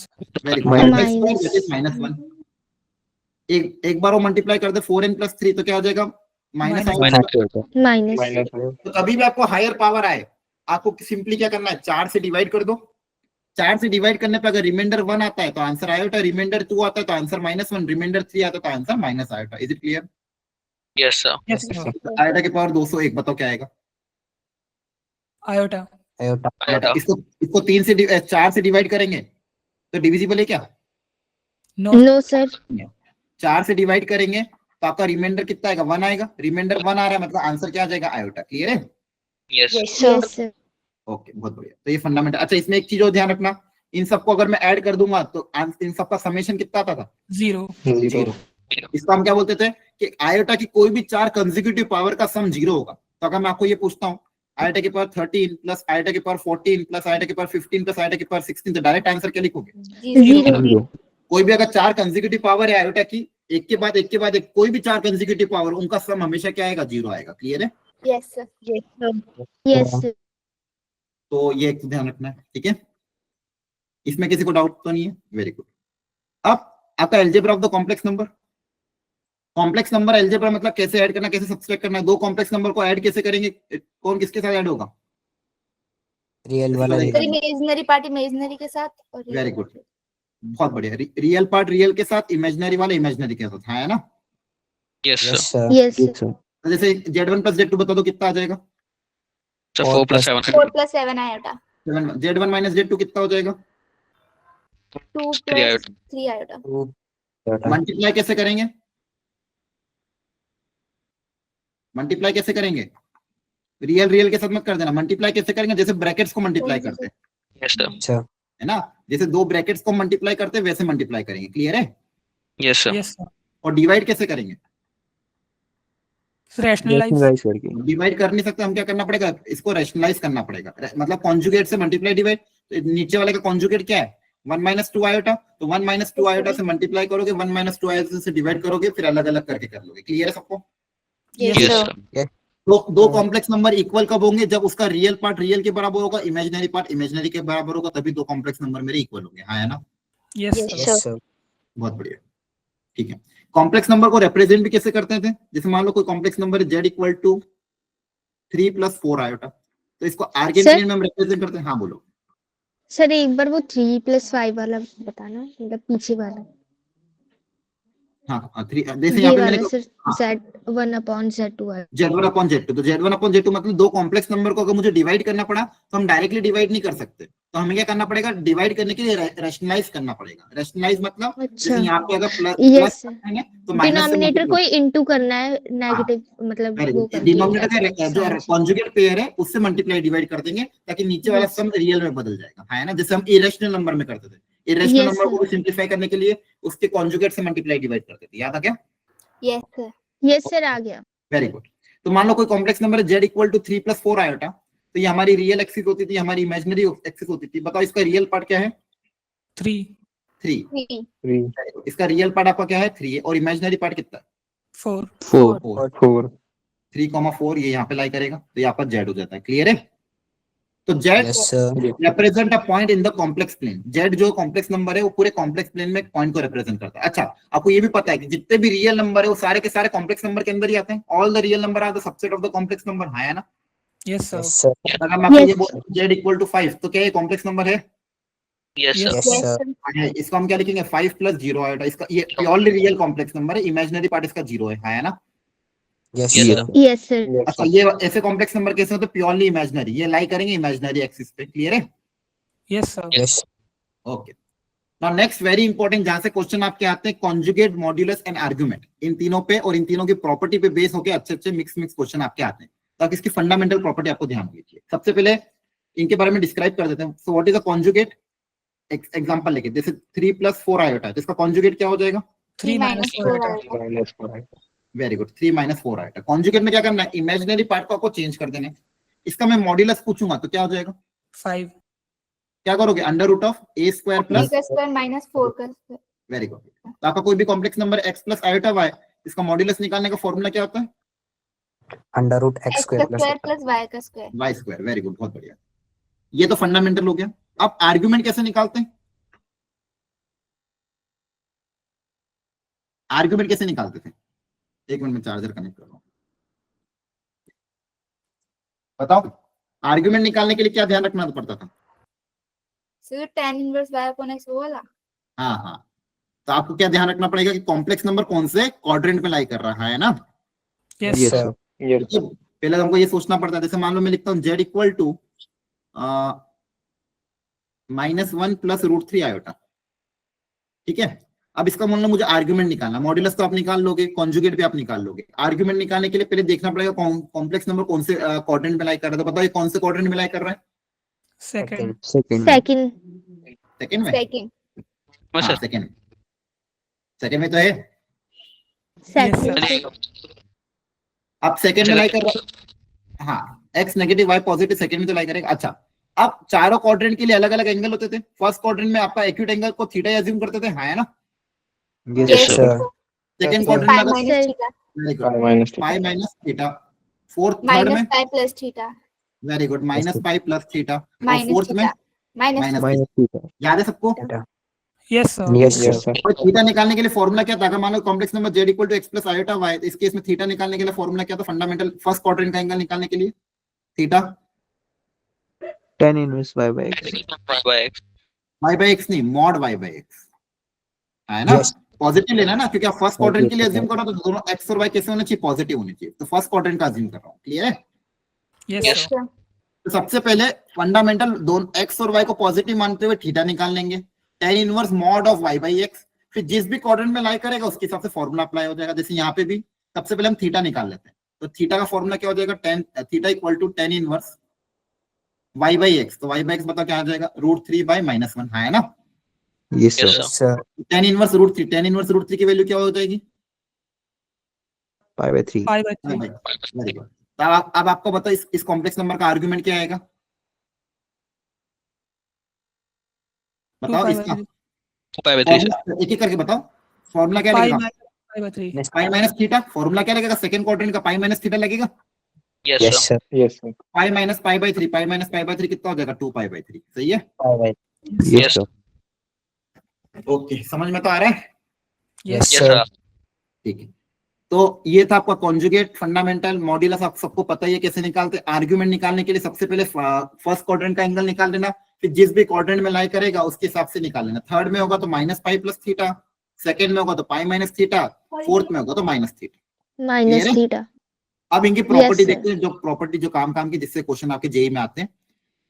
सबसे पहले कॉन्जुगेट की प्रॉपर्टी, कॉन्जुगेट ऐसा है, इसको तो दिमाग में ऐसा छाप लेना, कॉन्जुगेट सब जगह अलग अलग हो जाता है, addition, subtraction, multiplication, division, power, सब जगह आप कॉन्जुगेट को अलग अलग कर सकते हो। देखो ध्यान से, मल्टीप्लिकेशन में भी कॉन्जुगेट अलग अलग हो जाता है, डिवीजन में भी कॉन्जुगेट को सेपरेट कर सकते हैं, एडिशन में भी कॉन्जुगेट को सेपरेट, सब्ट्रैक्शन में भी कॉन्जुगेट को सेपरेट, पावर में भी कॉन्जुगेट को सेपरेट कर सकते हैं, है ना।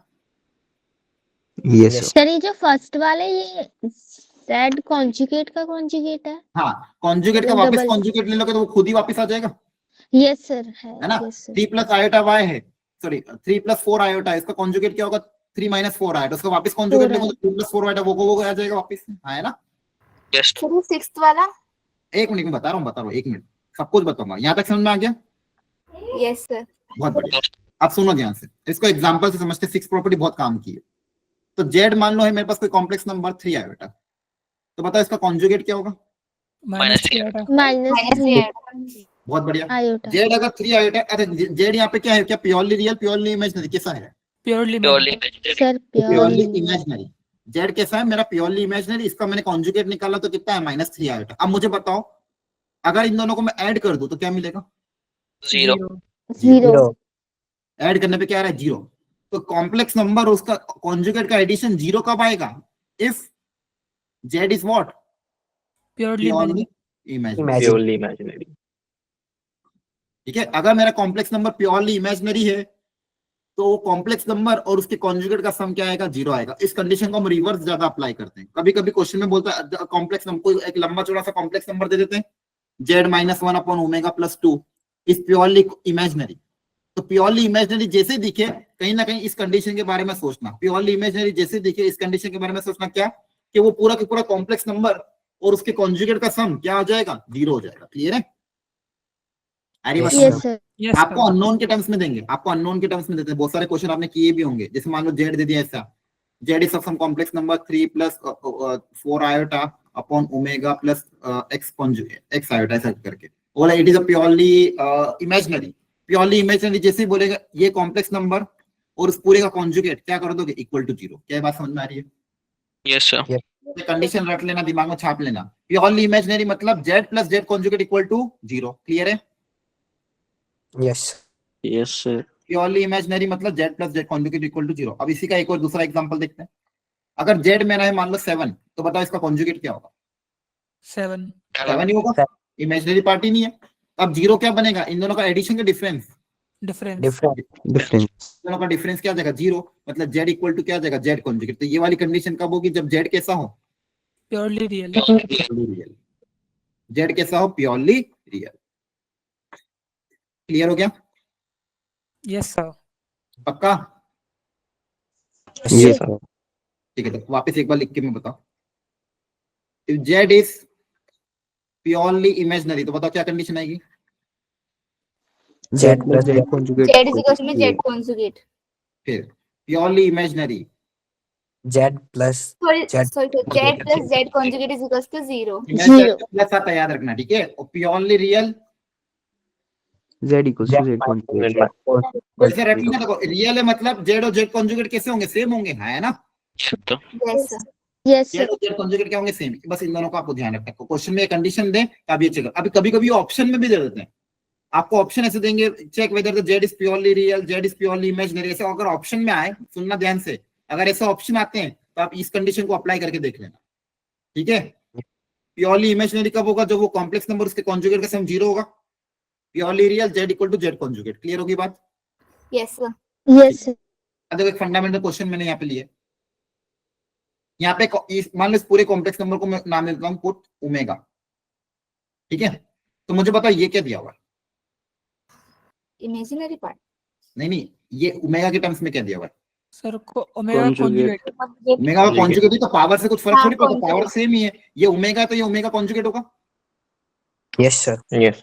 एक काम करो, इसको अल्फा मान लो, नहीं तो अब आगे ओमेगा एक और बार यूज करूंगा कंफ्यूज हो जाओगे। मान लो ये कॉन्जुगेट आपका अल्फा है तो ये अल्फा बार है Yes, ना? sir.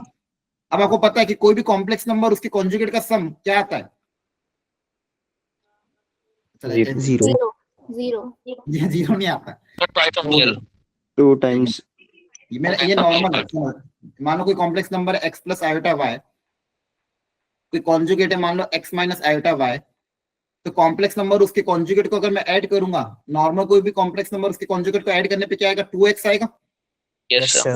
मतलब twice of real part of that complex number आएगा, है ना? Yes sir. Yes sir. मैंने तो ये बताया था, अगर ये 0 हो जाएगा, अगर ये 0 हो जाता है मतलब रियल पार्ट 0 तो प्योरली इमेजिनरी बनेगा, है ना? अगर ये 0 होता तो प्योरली इमेजिनरी, हमने ये सोचा। क्लियर है?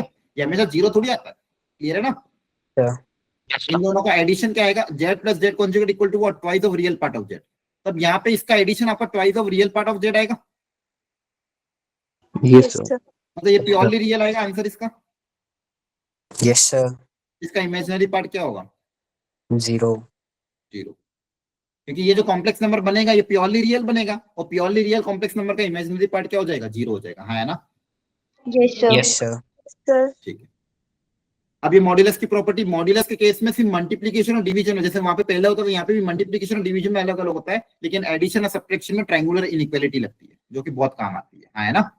आपको ये ध्यान रखना है कि z1 प्लस z2 का whole mod is less than equal to mod of z1 plus mod of z2। एक तो ये, और दूसरा difference is greater than equal to mod of z1 minus mod of z2 का होल मॉड। क्लियर है? इसको अच्छे से रख लेना।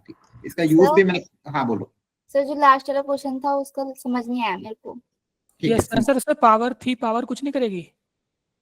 सुनो समझाता हूँ, कोई बात नहीं, वापस समझो। कॉन्जुगेट में हमने एक प्रॉपर्टी पढ़ी थी कि कोई भी कॉम्प्लेक्स नंबर z की पावर n का होल कॉन्जुगेट है, इसका आप z कॉन्जुगेट की पावर n भी लिख सकते हैं, है ना? ये सब इससे एग्री करते सब लोग? Yes sir. Yes, sir.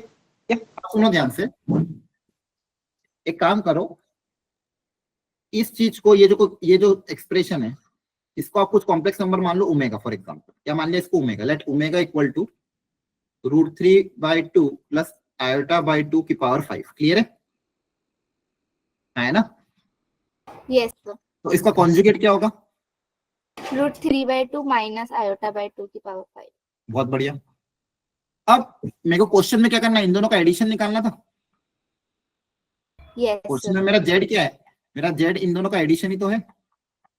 Yes sir. Okay. अब आपको एक चीज ध्यान रखनी है, कोई भी कॉम्प्लेक्स नंबर और उसके कॉन्जुगेट का सम, एनी कॉम्प्लेक्स नंबर उसके कॉन्जुगेट का सम क्या आता है? ट्वाइस ऑफ रियल पार्ट आता है। ट्वाइस कोई ऑफ भी रियल पार्ट। हाँ, आप जनरल लेके देख लो, मान लो कोई भी complex number x plus iota y, इसका कॉन्जुगेट क्या होगा? x x minus minus iota y। तो जब भी मैं इन दोनों को ऐड करूंगा, किसी भी कॉम्प्लेक्स नंबर को उसके कॉन्जुगेट के साथ ऐड करेंगे तो ये इमेजिनरी पार्ट तो कैंसिल हो जाएगा, मेरे पास क्या आएगा? 2x आएगा, मतलब twice of real part of that complex number आएगा, है ना? Yes sir. तो यहाँ पे मेरा जो क्वेश्चन में दिया हुआ था इन दोनों का एडिशन था, तो ये z इक्वल टू क्या है? Omega plus omega conjugate. Yes sir. तो यहाँ पे क्या आएगा? ओमेगा प्लस ओमेगा कॉन्जुगेट इससे क्या आएगा? Twice of real part of omega. Yes मतलब ये जो भी z का आंसर आएगा ये प्योरली रियल आएगा, मतलब या तो 1 2 3 4 5 कोई ना कोई ऐसी वैल्यू आएगी। अगर z प्योरली रियल है, इसका इमेजिनरी पार्ट क्या होगा? होगा ही नहीं। 0। जीरो। समझ में आया? Yes sir. Yes sir. सबको क्लियर है? सबको? Yes, sir. Yes, sir. Okay, बहुत बढ़िया। एक काम करते हैं, 9:05 हो रहे हैं, 5 मिनट का ब्रेक ले लेते हैं, इसके बाद फिर मैं आगे की प्रॉपर्टी कंटिन्यू करता हूँ। क्लियर है? Okay sir. ओके ठीक है, तो 5 मिनट का ब्रेक है। सर ज्यादा, स्क्रीन मत हटाओ। हाँ स्क्रीन नहीं हटा रहा हूँ, सर हाँ स्क्रीन नहीं हटा रहा हूँ। 5 मिनट का ब्रेक है। एक मिनट, माइक ऑफ कर दो। 5 मिनट का आपका ब्रेक है। 9:10 पे हम रिज्वाइन करेंगे। मतलब आप लोग यहीं रहना, कहीं जाना नहीं है आप लोगों को। पानी वानी पी लो, मुंह धो लो, जो भी कुछ खाना खा लो, जो भी, ठीक है। 5 मिनट बाद हम वापस रिज्वाइन करेंगे। Thank you sir. Thank you sir. Thank you sir. Okay. Thank you sir.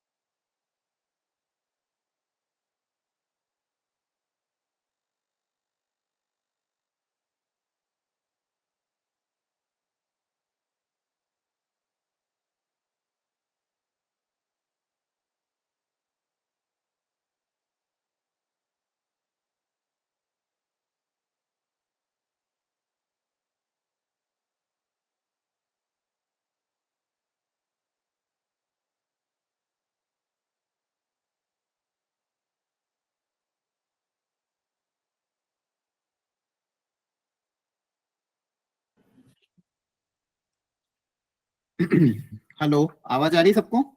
Yes, Yes, yes. Yes, sir. ठीक है, ओके, चलिए स्टार्ट करते हैं। तो हम जो पढ़ रहे थे, हम क्या पढ़ रहे थे? Conjugate, modulus and argument. Conjugate मतलब इमेजिनरी पार्ट को नेगेटिव टाइम्स कर दोगे तो कॉन्जुगेट आ जाता है। मॉड्यूलस का फॉर्मूला आप सबको पता ही है, under root of X square plus Y square.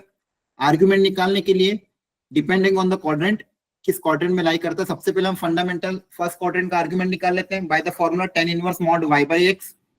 फिर देखते हैं किस क्वाड्रेंट में लाई करता है। अगर सेकंड क्वाड्रेंट में है तो आर्गुमेंट आ जाएगा पाई माइनस थीटा, थर्ड में है तो minus pi plus theta, fourth में है तो माइनस थीटा। इसके बाद प्रॉपर्टीज का हम देखा था।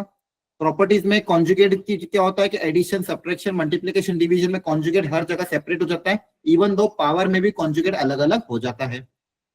इससे रिलेटेड हमने एक इंपॉर्टेंट प्रॉपर्टी और क्या क्या देखी थी, अगर कोई कॉम्प्लेक्स नंबर z और z कॉन्जुगेट को ऐड करोगे तो उस कॉम्प्लेक्स नंबर का ट्वाइस ऑफ रियल पार्ट आ जाएगा, सब्ट्रैक्ट करने पे उस कॉम्प्लेक्स नंबर का ट्वाइस ऑफ इमेजिनरी पार्ट आ जाएगा। है ना, क्लियर है? Yes, sir. और अगर आपके पास प्योरली रियल कब बनेगा? कोई भी कॉम्प्लेक्स नंबर प्योरली रियल तब बनेगा जब वो कॉम्प्लेक्स नंबर और उसके कॉन्जुगेट का सम 0 के बराबर हो। और प्योरली इमेजिनरी कब बनेगा? तो कॉम्प्लेक्स नंबर उसके कॉन्जुगेट के बराबर हो। ठीक है, यहाँ तक समझ में आ गया था? Yes, sir. अब मॉड्यूलस की प्रॉपर्टी, मॉड्यूलस में भी अगर आप देखोगे कि प्रोडक्ट में, डिवीजन में मॉड्यूलस सेपरेट हो जाता है। ठीक है, सब एडिशन और सब्ट्रैक्शन में आपको ट्रायंगुलर इनइक्वालिटी अप्लाई करनी पड़ती है। इससे रिलेटेड क्लास में मैंने 3-4 क्वेश्चन भी करा रखे पुराने नोट्स में। ठीक है, अब ये मॉड्यूलस और कॉन्जुगेट में भी एक प्रॉपर्टी होती है कि कोई भी कॉम्प्लेक्स नंबर z को उसके मॉड्यूलस के साथ अगर कॉन्जुगेट के साथ मल्टीप्लाई कर देते, बताओ क्या आता था? बोलो, z into Mod z Z. Conjugate, mod z का स्क्वायर। स्क्वायर। वेरी गुड, बहुत बढ़िया। z इंटू जेड कॉन्जुगेट, आपका देखो ये मॉड्यूलस और z कॉन्जुगेट में रिलेशन है। z इंटू जेड कॉन्जुगेट क्या आता था? मॉड z का होल स्क्वायर। इसको भी ध्यान रखना आपको। कोई भी कॉम्प्लेक्स नंबर का कॉन्जुगेट का मॉड और कॉम्प्लेक्स नंबर का मॉड, दोनों का आंसर क्या आएगा? सेम ही आएगा। क्यों? क्योंकि कुछ फर्क नहीं पड़ेगा। Under root of X square plus Y square हो रहा है, तो X square plus minus Y square करूंगा तो भी आंसर सेम आएगा। तो कॉम्प्लेक्स नंबर और उसके कॉन्जुगेट का मैग्नीट्यूड मॉड्यूलस क्या होगा? सेम ही होगा। है ना? Yes sir. Yes, sir. बहुत बढ़िया, तो ये चीज आपको ध्यान रखनी है। क्लियर हो गया यहाँ तक? Yes, sir. Yes, sir. Argument की फंडामेंटल प्रॉपर्टी देख लो। आर्ग्यूमेंट की फंडामेंटल प्रॉपर्टी क्या है कि अगर दो कॉम्प्लेक्स नंबर मल्टीप्लाई में है, उसका होल आर्ग्यूमेंट निकालना था, argument of z1 plus argument of z2। Divide में अगर है तो argument of z1 minus argument of z2। Power अगर है z की पावर n, तो ये पावर n आगे आ जाएगी, multiply by argument of z हो जाएगा। कॉन्जुगेट है, argument of z conjugate is minus times argument of z।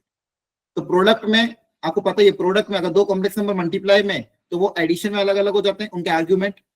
दो कॉम्प्लेक्स नंबर डिवाइड में आर्ग्यूमेंट सब्ट्रैक्शन में अलग अलग हो जाएंगे, पावर n आगे आ जाती है। और कॉन्जुगेट का मॉड्यूलस क्या होता है? Minus times argument of z। इसका एक छोटा सा प्रूफ भी अगर देखना हो तो देखो ध्यान से।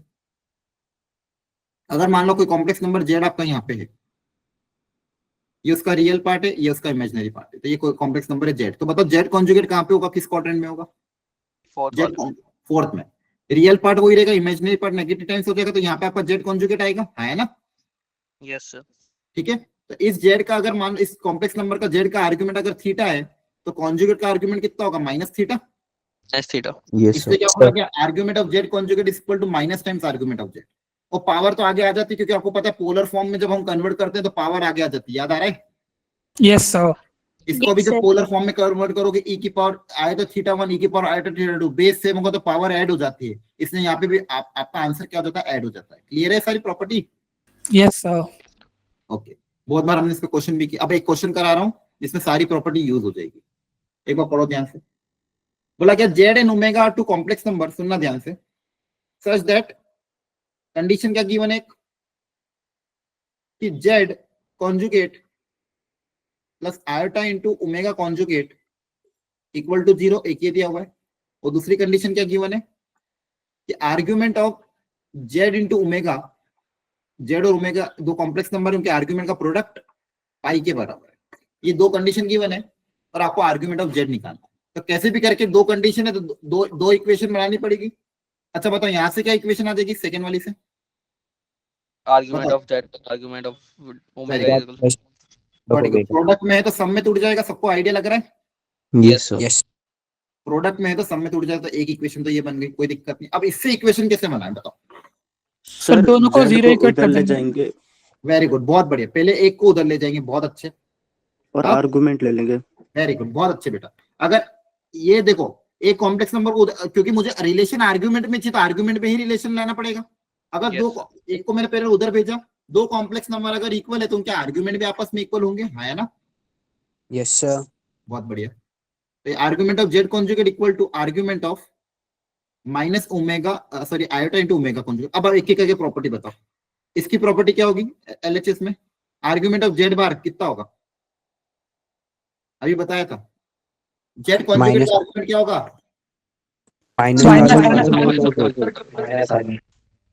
Very good. और यहाँ पे आयोटा इंटू ओमेगा दो दो अलग अलग कॉम्प्लेक्स नंबर प्रोडक्ट में तो क्या होगा? एडिशन ब्रेक हो जाएंगे। सब में टूट जाएगा, आयोटा Yes, अलग sir. चला जाएगा, ओमेगा कॉन्जुगेट अलग चला जाएगा, हाँ है ना? प्रोडक्ट में है तो सब में टूट जाएगा। क्लियर है? Yes yes sir. बहुत बढ़िया। तो आर्गुमेंट ऑफ जेड को तो ऐसा कैसे रहने देंगे? अब दिमाग लगा के बताओ माइनस आयोटा का आर्गुमेंट क्या होगा? माइनस आयोटा का एंगल कितना होगा? सबसे पहले सोचो माइनस आयोटा कहाँ पे लाई करेगा? -5/2। हाँ -5/2। Very good. माइनस आयोटा लाई कहाँ पे करेगा? लॉजिकली सोचो ना, देखो मतलब प्योरली इमेजिनरी है ना, तो माइनस आयोटा कहाँ पे लाई करेगा? यहाँ पे लाई करेगा। Yes sir. अरे इसी एक्सिस पे लाई करेगा कि नहीं करेगा? ऊपर प्योरली रियल इमेजिनरी में पॉजिटिव लाई करते, नीचे नेगेटिव लाई करते हैं, हाँ है ना? बोलो। Yes sir. Yes sir. तो बताओ इसका आर्गुमेंट क्या होगा? -5/2। -5/2। Very good. तो आर्गुमेंट ऑफ माइनस आयोटा आपका पॉइंट यहाँ पे लाई करेगा, उसका एंगल कितना हो जाएगा? -5/2। तो इसकी वैल्यू तो कितनी हो जाएगी? -5/2। और वो एज इट। अच्छा बताओ ओमेगा, अब इसका क्या होगा? ओमेगा कॉन्जुगेट का आर्गुमेंट माइनस बाहर आ जाएगा। -12 आ माइनस जाएगा। अब इसको उधर भेज दो, -5/2 को उधर भेज दो, तो π/2 equal to argument of Z minus argument of omega. अब देखो दो इक्वेशन, दो वेरिएबल, दोनों के आर्गुमेंट आ जाएंगे, हाँ है ना? हो गया सॉल्व। Yes sir. ये इक्वेशन नंबर 2, ये इक्वेशन नंबर 1, इन दोनों को सॉल्व करके आप आर्गुमेंट ऑफ जेड निकाल सकते हो। क्लियर है सबको? Yes sir sir. हाँ बोलो। आर्गुमेंट ऑफ माइनस आयोटा 3π/2 नहीं लिख सकते? हाँ, अपन जो कॉम्प्लेक्स नंबर में कन्वेंशन लेते हो क्या लेते हैं? -π से π लेते हैं। तो फोर्थ क्वाड्रेंट के लिए हम क्या लेते हैं? -θ लेते हैं, याद है? और ओके सर, हाँ ट्रिग्नोमेट्री में सर, लेते थे। भूल गया। ट्रिग्नोमेट्री में अपन 0 से 2π कन्वेंशन अगर लेते हैं तो फर्स्ट का थीटा, सेकंड का π - θ, थर्ड का π + θ और फोर्थ का भी 2π - θ आता था, याद आ गया? Sir, yes sir. ठीक है, तो हम यहाँ पे कॉम्प्लेक्स नंबर में फोर्थ क्वाड्रेंट को -θ लेते हैं। या ये देखो एक ही क्वेश्चन में बहुत सारी प्रॉपर्टी को यूज करते हुए बना दे, इसलिए एक बार इसको रिपीट घर पे वापस ट्राई करना। क्लियर है? बोलो। Yes. ठीक है। कॉम्प्लेक्स नंबर को वेरियस फॉर्म में रिप्रेजेंट करना है। कौन कौन से फॉर्म होते हैं? पोलर और यूलर फॉर्म, यस है सर। ना? कोई complex number z = x + i/y, इसको बताओ कैसे रिप्रेजेंट करते हैं? r cos θ i/θ के टर्म्स में बताओ क्या होता था? r into, e⁻⁻θ। हाँ वो तो यूलर फॉर्म हो गया। और एक और cos के टर्म्स में, cos sin के टर्म में, cos θ cos plus θ iota plus sin iota θ। sin θ। Very good. r into cos θ plus iota sin θ। और ये r और इस एक्सप्रेशन को हम लिख सकते थे e⁻iota θ। क्लियर है? Yes sir. तो कॉम्प्लेक्स नंबर को पोलर और यूलर फॉर्म में रिप्रेजेंट करने का तरीका, जहां पे r क्या होता है? Modulus, that is √(x² + y²) और थीटा क्या होता है? आर्गुमेंट। आर्गुमेंट। आर्ग्यूमेंट। क्लियर है? अब Yes, जनरली sir. ये वाला फॉर्म हम तब यूज करते हैं जब भी मेरे पास कॉम्प्लेक्स नंबर में हायर पावर हो, मतलब जब भी हायर पावर वाले क्वेश्चन आते हैं वहां पे मैं पोलर और यूलर फॉर्म को यूज करता हूँ। ठीक है? एग्जांपल के तौर पे जैसे मान लो दीदी आपको 1 + i/10 अब सुनना अच्छे से, बोला इसकी वैल्यू निकालो। तो सबसे पहले ये जो 1 + i/10 ब्रैकेट के अंदर लिखा है इसको मैं पोलर या यूलर फॉर्म में कन्वर्ट करूंगा। ठीक है? तो इसको पहले हम कन्वर्ट कर देते हैं, मान लो यूलर फॉर्म में कन्वर्ट कर देते हैं। तो सबसे पहले इसका r निकाल लेते हैं। r क्या होगा? अंदर वाले कॉम्प्लेक्स नंबर का r, √2। √(a² + b²), तो इसका r क्या आ जाएगा? 1² + 1², दैट इज √2। क्लियर है? Argument sir. निकाल लेते हैं इसका। तो कौन से क्वाड्रेंट में लाई कर रहा है? फर्स्ट क्वाड्रेंट में ये, यस सर। Yes sir. और tan inverse mod b by ये, तो कितना आ जाएगा? π/4। Yes sir. Yes sir. तो मतलब ये जो अंदर कॉम्प्लेक्स नंबर लिखा हुआ है इसका आर आगे √2 और थीटा आगे π/4, तो इसको हम क्या लिख देंगे, आर ई की power iota theta. Yes, sir. ठीक है, तो इसको इस 1 प्लस आयोटा की पावर 10 को लिखने का तरीका क्या क्या हो गया आपके पास, आर ई की पावर आयोटा थीटा, जो अंदर वाला ब्रैकेट था उसको हमने लिख दिया आर, आर मतलब √2 ई की पावर आयोटा π/4। क्लियर है, की होल पावर 10। अभी पावर दोनों में बढ़ जाएगी, Yes, sir. तो ये हो जाएगा √2 की पावर 10 मल्टीप्लाई बाय ई की पावर आयोटा 5π/4, है ना, सॉरी 5π/10, सॉरी 10π/4, सॉरी क्या कर रहा हूँ, ये 10 मल्टीप्लाई हो जाएगा पावर के साथ, तो क्या आ Yes, जाएगा, sir. 10π/4। यहाँ तक समझ में आया। Yes, sir. ये जगह Yes, sir. ये हो जाएगा 2 की पावर 5 इंटू ई की पावर आयोटा 5π/2। क्लियर है, जी Yes, सर। sir. तो मेरा ये जो कॉम्प्लेक्स नंबर था, देखो यहाँ तक हम आ गए, 1 प्लस आयोटा की पावर जो 10 दिया हुआ था उसको मैंने पोलर फॉर्म में क्या कन्वर्ट कर दिया, 2 की पावर 5 इंटू ई की पावर आयोटा 5π/2। अब इसको आप कन्वर्ट करो तो कॉस और साइन में, 2 की पावर 5 ऐसा कैसा, इसको लिखने का तरीका क्या होता है, theta cos theta plus iota sine theta, है ना, ई की पावर आयोटा थीटा को लिखने का तरीका क्या होता है, cos theta plus iota sine theta. Yes, sir. अब कॉस π/2 कितना होगा, 0. 0, कॉस के π/2 के मल्टीपल 0 होते हैं, और साइन π/2 कितना हो जाएगा 1, तो हो जाएगा 1. 2 की पावर 5 इंटू आयोटा, साइन π/2 आपका 1 हो जाएगा, कॉस π/2 आपका 0 हो जाएगा, तो आपका ये आंसर। मतलब ये एग्जांपल था, कैसे कन्वर्ट करना, बस ये सीखा है, कैलकुलेशन आप कर लेना घर पे। कन्वर्ट कैसे करना है, ई की पावर में आर निकाल लो, जैसे आप आर निकालते हो, आर्ग्यूमेंट निकालो जैसे आर्ग्यूमेंट निकालते हो, और फॉर्मूला क्या हो जाएगा, जेड को क्या लिख सकते हो, आर ई की पावर आयोटा थीटा, और फिर पावर को बांट देना। क्लियर हो गया, yes sir. Yes, sir. Yes, sir. जैसे पावर ये बढ़ जाती है वैसे ये कॉस थीटा आयोटा थीटा में भी आपका बढ़ जाएगा, उसको बोलते हैं डी मोर्गन्स थ्योरम। मतलब अगर इसमें ऐसा दिया cos theta plus iota sine theta की पावर 5 है, या फिर कुछ भी एन है, तो आपको पता है ये पावर एन ई की पावर आयोटा थीटा बन जाती है, तो एन थीटा बन जाएगी, तो एन आपका एंगल में बढ़ जाएगा, तो एन आपका एंगल में चला जाएगा, तो n theta plus iota sine n theta. Clear है, ये जो एन है ये एंगल के साथ क्या हो जाएगा, मल्टीप्लाई हो जाएगा, क्योंकि लॉजिक भी सिंपल है, ई की पावर आयोटा एन थीटा बन जाएगा और थीटा की जगह एन थीटा आ जाएगा। क्लियर है, यस सर। Yes sir. इसके बाद इस चैप्टर का जो लास्ट पार्ट है वो है क्यूब रूट ऑफ यूनिटी। ठीक है, अब इसको मैं शॉर्ट में समझा रहा हूँ। देखो, जिस बच्चे ने पहले क्यूब रूट ऑफ यूनिटी कर रखा है वही अभी करना, जिसने अगर ये टॉपिक पहले छोड़ रखा तो वो इसको लीव भी कर सकता है। क्लियर है, बस मैं इसका हल्का बेसिक समझा रहा हूँ कि कैसे क्वेश्चन इसका फंडामेंटल आ सकता है, सुनना अच्छे से ध्यान से। अगर आपके पास कॉम्प्लेक्स नंबर की इक्वेशन गिवन है जेड क्यूब इक्वल टू 1, ठीक है, तो इसको मान लो एक को उधर लेकर, तो Z cube minus 1 cube equal to 0 लिख सकते हैं, बोलो। Yes, Yes, sir. अब मैं a cube minus b cube की प्रॉपर्टी अप्लाई कर रहा हूँ। A cube minus b cube का फैक्टर क्या होता था, a minus b, a square plus a b plus B square, है ना। Yes sir. Yes sir. तो ये आ गया, ये दो फैक्टर में बढ़ गया। अब ये वाला फैक्टर, अगर ये वाला 0 से इक्वेट करेंगे तो यहाँ से जेड इक्वल टू कितना आ जाएगा 1, 1। और ये वाला बचा हुआ फैक्टर 0 से इक्वेट करोगे तो क्वाड्रेटिक के, इस क्वाड्रेटिक के रूट निकालोगे तो दो रूट आएंगे, क्या क्या, -1/2 Omega. प्लस √3/2 आयोटा, और दूसरा रूट क्या आएगा, इसी का कॉन्जुगेट, यस सर। है ना।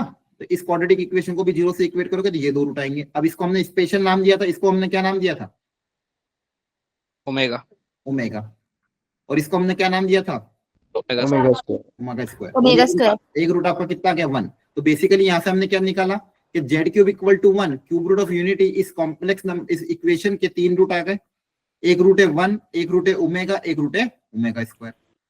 क्लियर हुआ, यस सर। Sir. इस कॉम्प्लेक्स, इस इक्वेशन के 3 रूट है 1, ओमेगा और ओमेगा स्क्वायर। अगर मैं सम ऑफ द रूट करता हूँ तो सम ऑफ द रूट आपको पता है ये -b/a होता है। अब यहाँ पे जेड स्क्वायर का ऑप्शन 0, बी की वैल्यू 0, तो सम ऑफ द रूट कितना आता है, 0 आता है। एक प्रॉपर्टी ये होती है मेरी, 1 प्लस ओमेगा स्क्वायर 0 के बराबर होता है, और ओमेगा क्यूब इनका प्रोडक्ट करूंगा तो कितना आएगा, 1, है ना। या फिर यहाँ पे ओमेगा भी रख दोगे तो ओमेगा क्यूब कितना आ जाएगा, 1 आ जाएगा।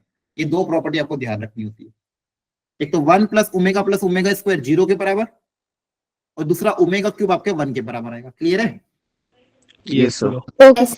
अब देखो सुनना ध्यान से। अब इसमें जो क्वेश्चन बनते हैं ना, वो क्वेश्चन की वैरायटी में कैसे बनता है मैं आपको समझाता हूँ। एक सेकेंड, पेज ऐड कर रहा हूँ।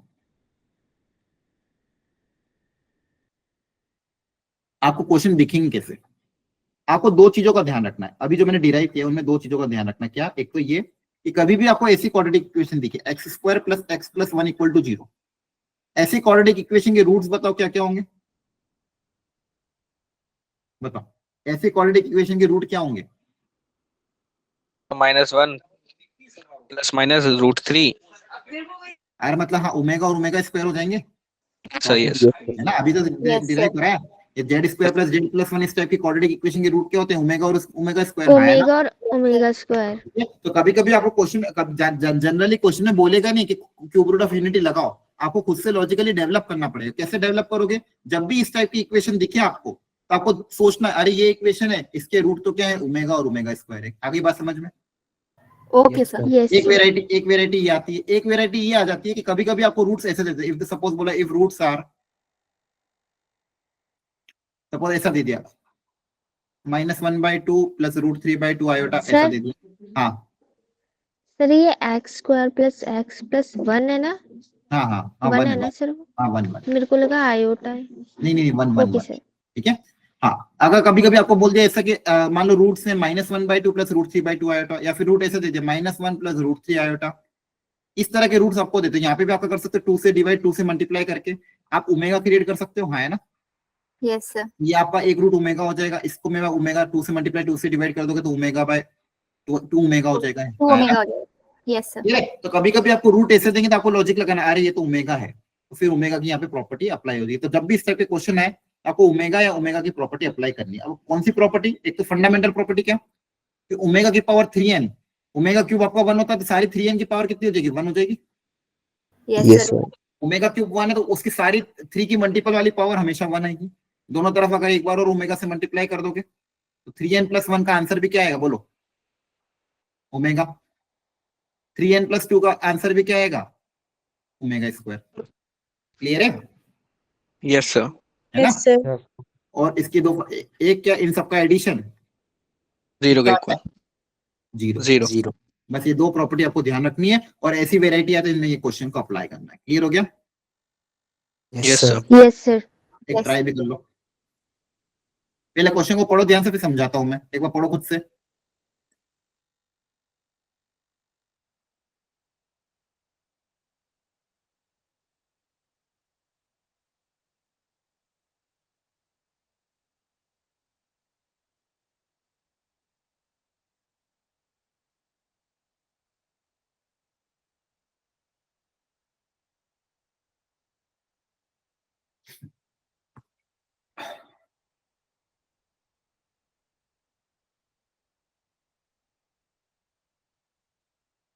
अब इसमें देखो, 2 की को उधर ले आएंगे, लेफ्ट हैंड साइड।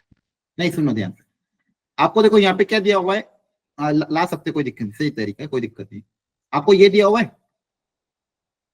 सुनो Yes, ध्यान sir. से, क्वेश्चन को बस लॉजिक समझना है आपको।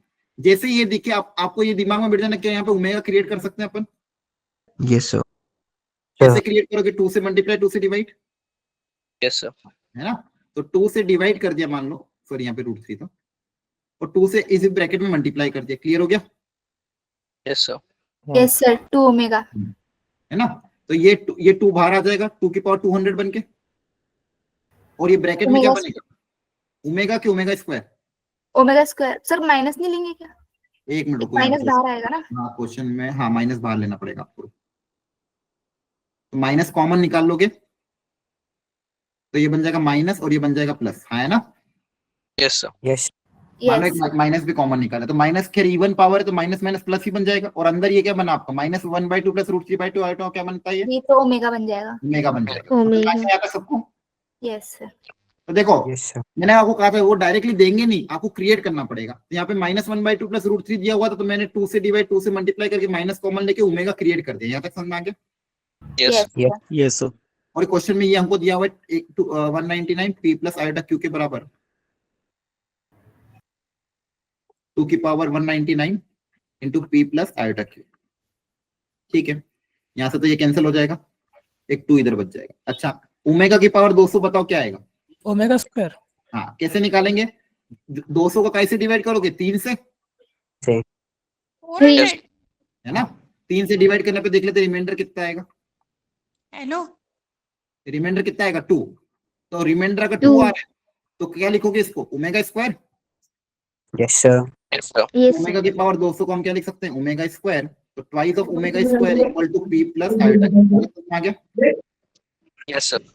अब ओमेगा स्क्वायर की वैल्यू पुटअप कर देते हैं। ओमेगा स्क्वायर की वैल्यू क्या होती थी, -1/2 -3 अपॉन √3 अपॉन 2 -3/2 वेरी गुड, बहुत बढ़िया बच्चे, टू आएगा। Equal to p plus iota q. अब कंपेयर करके पी और क्यू दोनों निकल जाएगा, आया ना, Yes, sir. यस बस सर। वो ही निकालना था। तो देखो मैं बस ये एग्जांपल इसलिए लिया कि आपको लॉजिक लगे कि अगर ऐसी कंडीशंस दे तो आपको ध्यान रखना ये ओमेगा स्क्वायर है, या फिर अगर ऐसी इक्वेशन दे उसके रूट्स क्या होंगे, ओमेगा और ओमेगा स्क्वायर। क्लियर हो गई, बोलो समझ में आया। Yes sir. ठीक है, अब सुनना ध्यान से। अभी थोड़े दिन पहले ज्योमेट्री पे भी क्वेश्चन आया था टेस्ट में हमारे, वेडनेसडे वाले में। उसमें मैंने आपको एक चीज बताई थी, कभी भी ये वाला एक्सप्रेशन दे Z1 माइनस Z2 का होल मॉड, है ना, दो कॉम्प्लेक्स नंबर के डिफरेंस का मॉड, तो ये क्या डिनोट करता था, याद करो। सर Z1 Z2 का डिस्टेंस। वेरी गुड, डिस्टेंस नहीं, Z1 Z2 का नहीं, distance between Z1 and Z2, है ना। Yes, sir. Z1 और Z2 के बीच की दूरी, मॉड ऑफ Z1 माइनस Z2 का whole mod denotes the distance between Z1 and Z2। ये मैंने कल बताया था कि मॉड ऑफ Z1 माइनस Z2 का whole mod denotes the distance between Z1 and Z2। एक तो ये याद रखना, दूसरा आपको क्या रखना है, mod of Z minus Z1 equal to R। अगर इसी टाइप की इक्वेशन अगर आपको गिवन है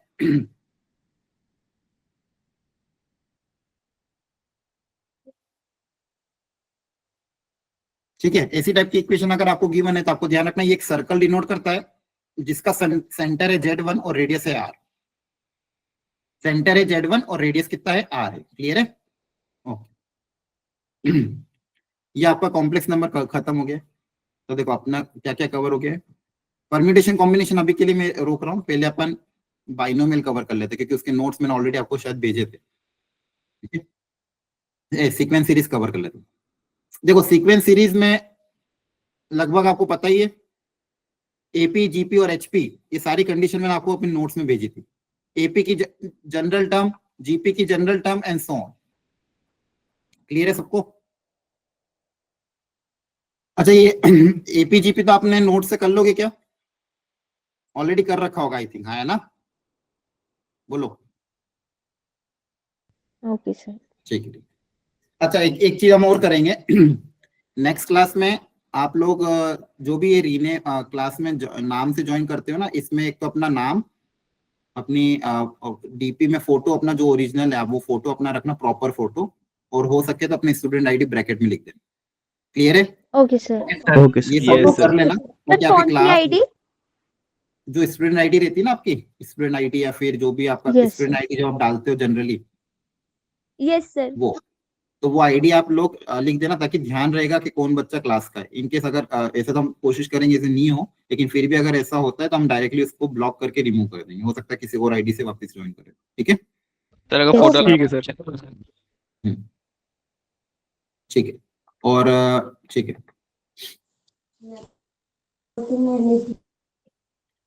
ठीक है। देखो हम इन सब से अपन को डिस्टर्ब नहीं होना है, अपना काम है अपने को पढ़ना है। ठीक है, अपन ने लगभग अभी तक 2-3 टॉपिक कवर कर लिए। क्लियर है, अब देखो परम्यूटेशन कॉम्बिनेशन फटाफट में शॉर्ट में बता रहा हूँ, सुनते जाना डायरेक्टली। सबसे पहले आता है अपना fundamental principle of counting. Fundamental principle of counting में ऑलरेडी आपको पता है कि दो प्रिंसिपल होते हैं, principle of addition and principle of multiplication, है ना। Yes, sir. एडिशन मतलब जैसे अगर कोई वर्क है उसको किसी काम को करने के आपके पास मान लो m तरीके या n तरीके हैं। ठीक है, मान लो किसी काम को करने के m तरीके, किसी और काम को करने के n डिफरेंट तरीके हैं, तो m इसको या इसको करने के आपके पास टोटल तरीके कितने हो जाएंगे, m + n। क्लियर है, और कभी कभी क्या हो जाएगा कि मान लो कोई काम है, एक काम को करने के तरीके m है, दूसरे काम को करने के तरीके n है, तो टोटल तरीके कितने हो जाएंगे, m × n। अगर मान लो इसको भी करना और इसको भी करना है, तो जब भी एंड की कंडीशन होगी तो मल्टीप्लाई करते हैं, जब भी और की कंडीशन होती है ऐड करते हैं, है ना। क्लियर है, यस सर। Yes sir. कोई doubt. No no sir. Sir. ठीक है, ओके।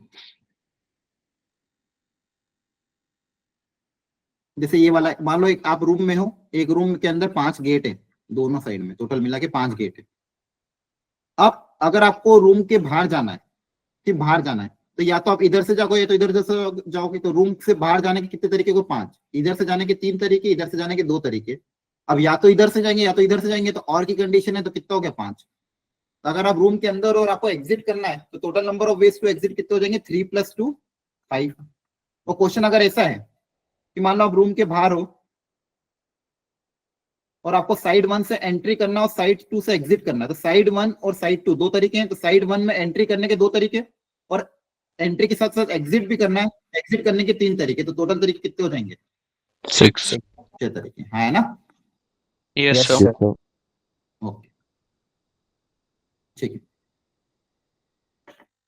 अब अरेंजमेंट में हमने क्या सीखा? अगर मान लो मेरे पास 5 लोग हैं और 5 चेयर है, तो 5 लोगों को 5 चेयर पे बिठाने का तरीका कितना होता है मेरा 5 फैक्टोरियल। पहली वाली जगह है और आता भी कैसे कि पहली वाली जगह के लिए 5 ऑप्शन, फिर एक आदमी इधर आके बैठ जाएगा, दूसरी वाली जगह के लिए 4 ऑप्शन, इसके लिए 3 ऑप्शन, इसके लिए 2 ऑप्शन, इसके लिए 1 ऑप्शन। तो टोटल तरीके कितने हो जाएंगे 5 × 4 × 3 × 2 × 1, दैट इज 5 फैक्टोरियल। क्लियर हो गया?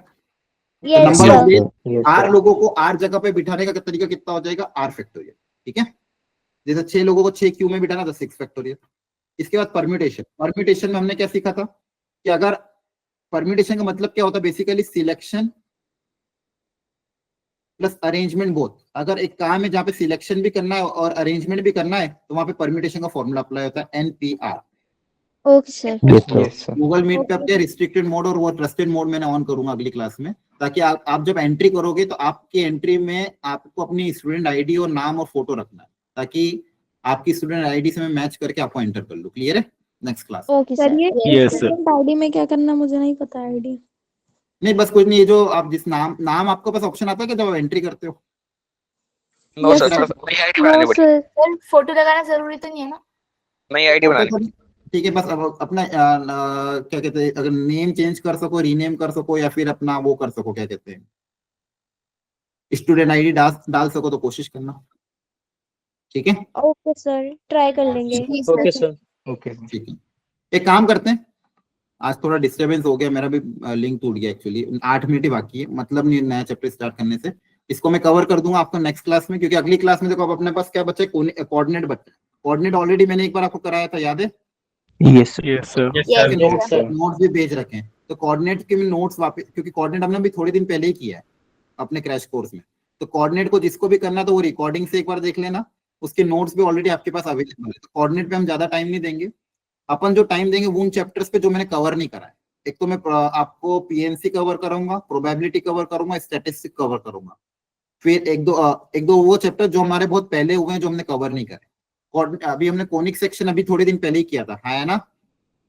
Yes Yes, sir. Yes, sir. Yes, sir. Yes, और इन sir. केस अगर कोई बच्चा ऐसा हो जिसने कोनिक कोऑर्डिनेट ज्योमेट्री की क्लासेस मिस कर दी, तो वो मुझे अलग से मैसेज कर देना, मैं उसकी रिकॉर्डिंग आपको प्रोवाइड करा दूं, क्योंकि वो भी बहुत शॉर्ट में, एक लेक्चर में स्ट्रेट लाइन किया था, एक लेक्चर में सर्कल किया था, और 2 या 3 लेक्चर में पूरा कोनिक सेक्शन किया था, तो बहुत अच्छे से कराया था। तो उसको हम कवर नहीं करेंगे। अगली क्लास का अपना टारगेट रहेगा कि जो भी बचे हुए चैप्टर हैं जो मैंने आपको बहुत पहले कराए थे या फिर जो रह गए थे, जो थोड़े टाइम पहले हमने कराए थे, तो उसको मैं कवर कर दूंगा। क्लियर है? Yes Yes, sir. ओके, ये Yes, नोट्स sir. में भेज रहा हूँ, एक बार अपनी तरफ से नोट्स को रिवाइज जरूर कर लेना, इसमें क्वेश्चंस भी हैं, तो जो मैं अभी नोट्स भेजूंगा उसको अपने एंड पे एक बार ट्राई कर लेना। क्लियर है? Yes, sir. Yes, okay, sir. Yes sir. Yes, sir. Okay, चलो ठीक है, ऑल द बेस्ट। अब इन सब चीजों पर आपको ध्यान नहीं देना, अपनी तैयारी करो। ठीक है, ये तो सब होता रहता है। Okay, ठीक है, sir. सड़क पे भी जाते तो लोग कहीं ना कहीं हरकतें करते हैं, तो अपन कहीं पे Yes, अवॉइड नहीं sir. करते। क्लियर है? तो आप लोगों को अपनी तैयारी पे Yes, ध्यान sir. देना और तैयारी करो। ओके, चलो, thank you, bye bye, good night. Thank you, Okay, sir. sir. Bye. Sir, Good night, sir. sir, Good night, sir. Good हाँ, night, sir. सर हाँ, बोलिए। सर मैंने आपसे पूछना था कि मतलब जो मेरे स्टूडेंट आईडी है ना, वो मेरे पापा का नंबर है, मतलब वो अभी वो यूज चलेगा। कर रहे हैं। चलेगा। आप तो ऐसे ही ज्वाइन कर लेना, कोई बात नहीं, मैं पहचान जाऊंगा। ठीक है, okay sir, okay. Thank you sir.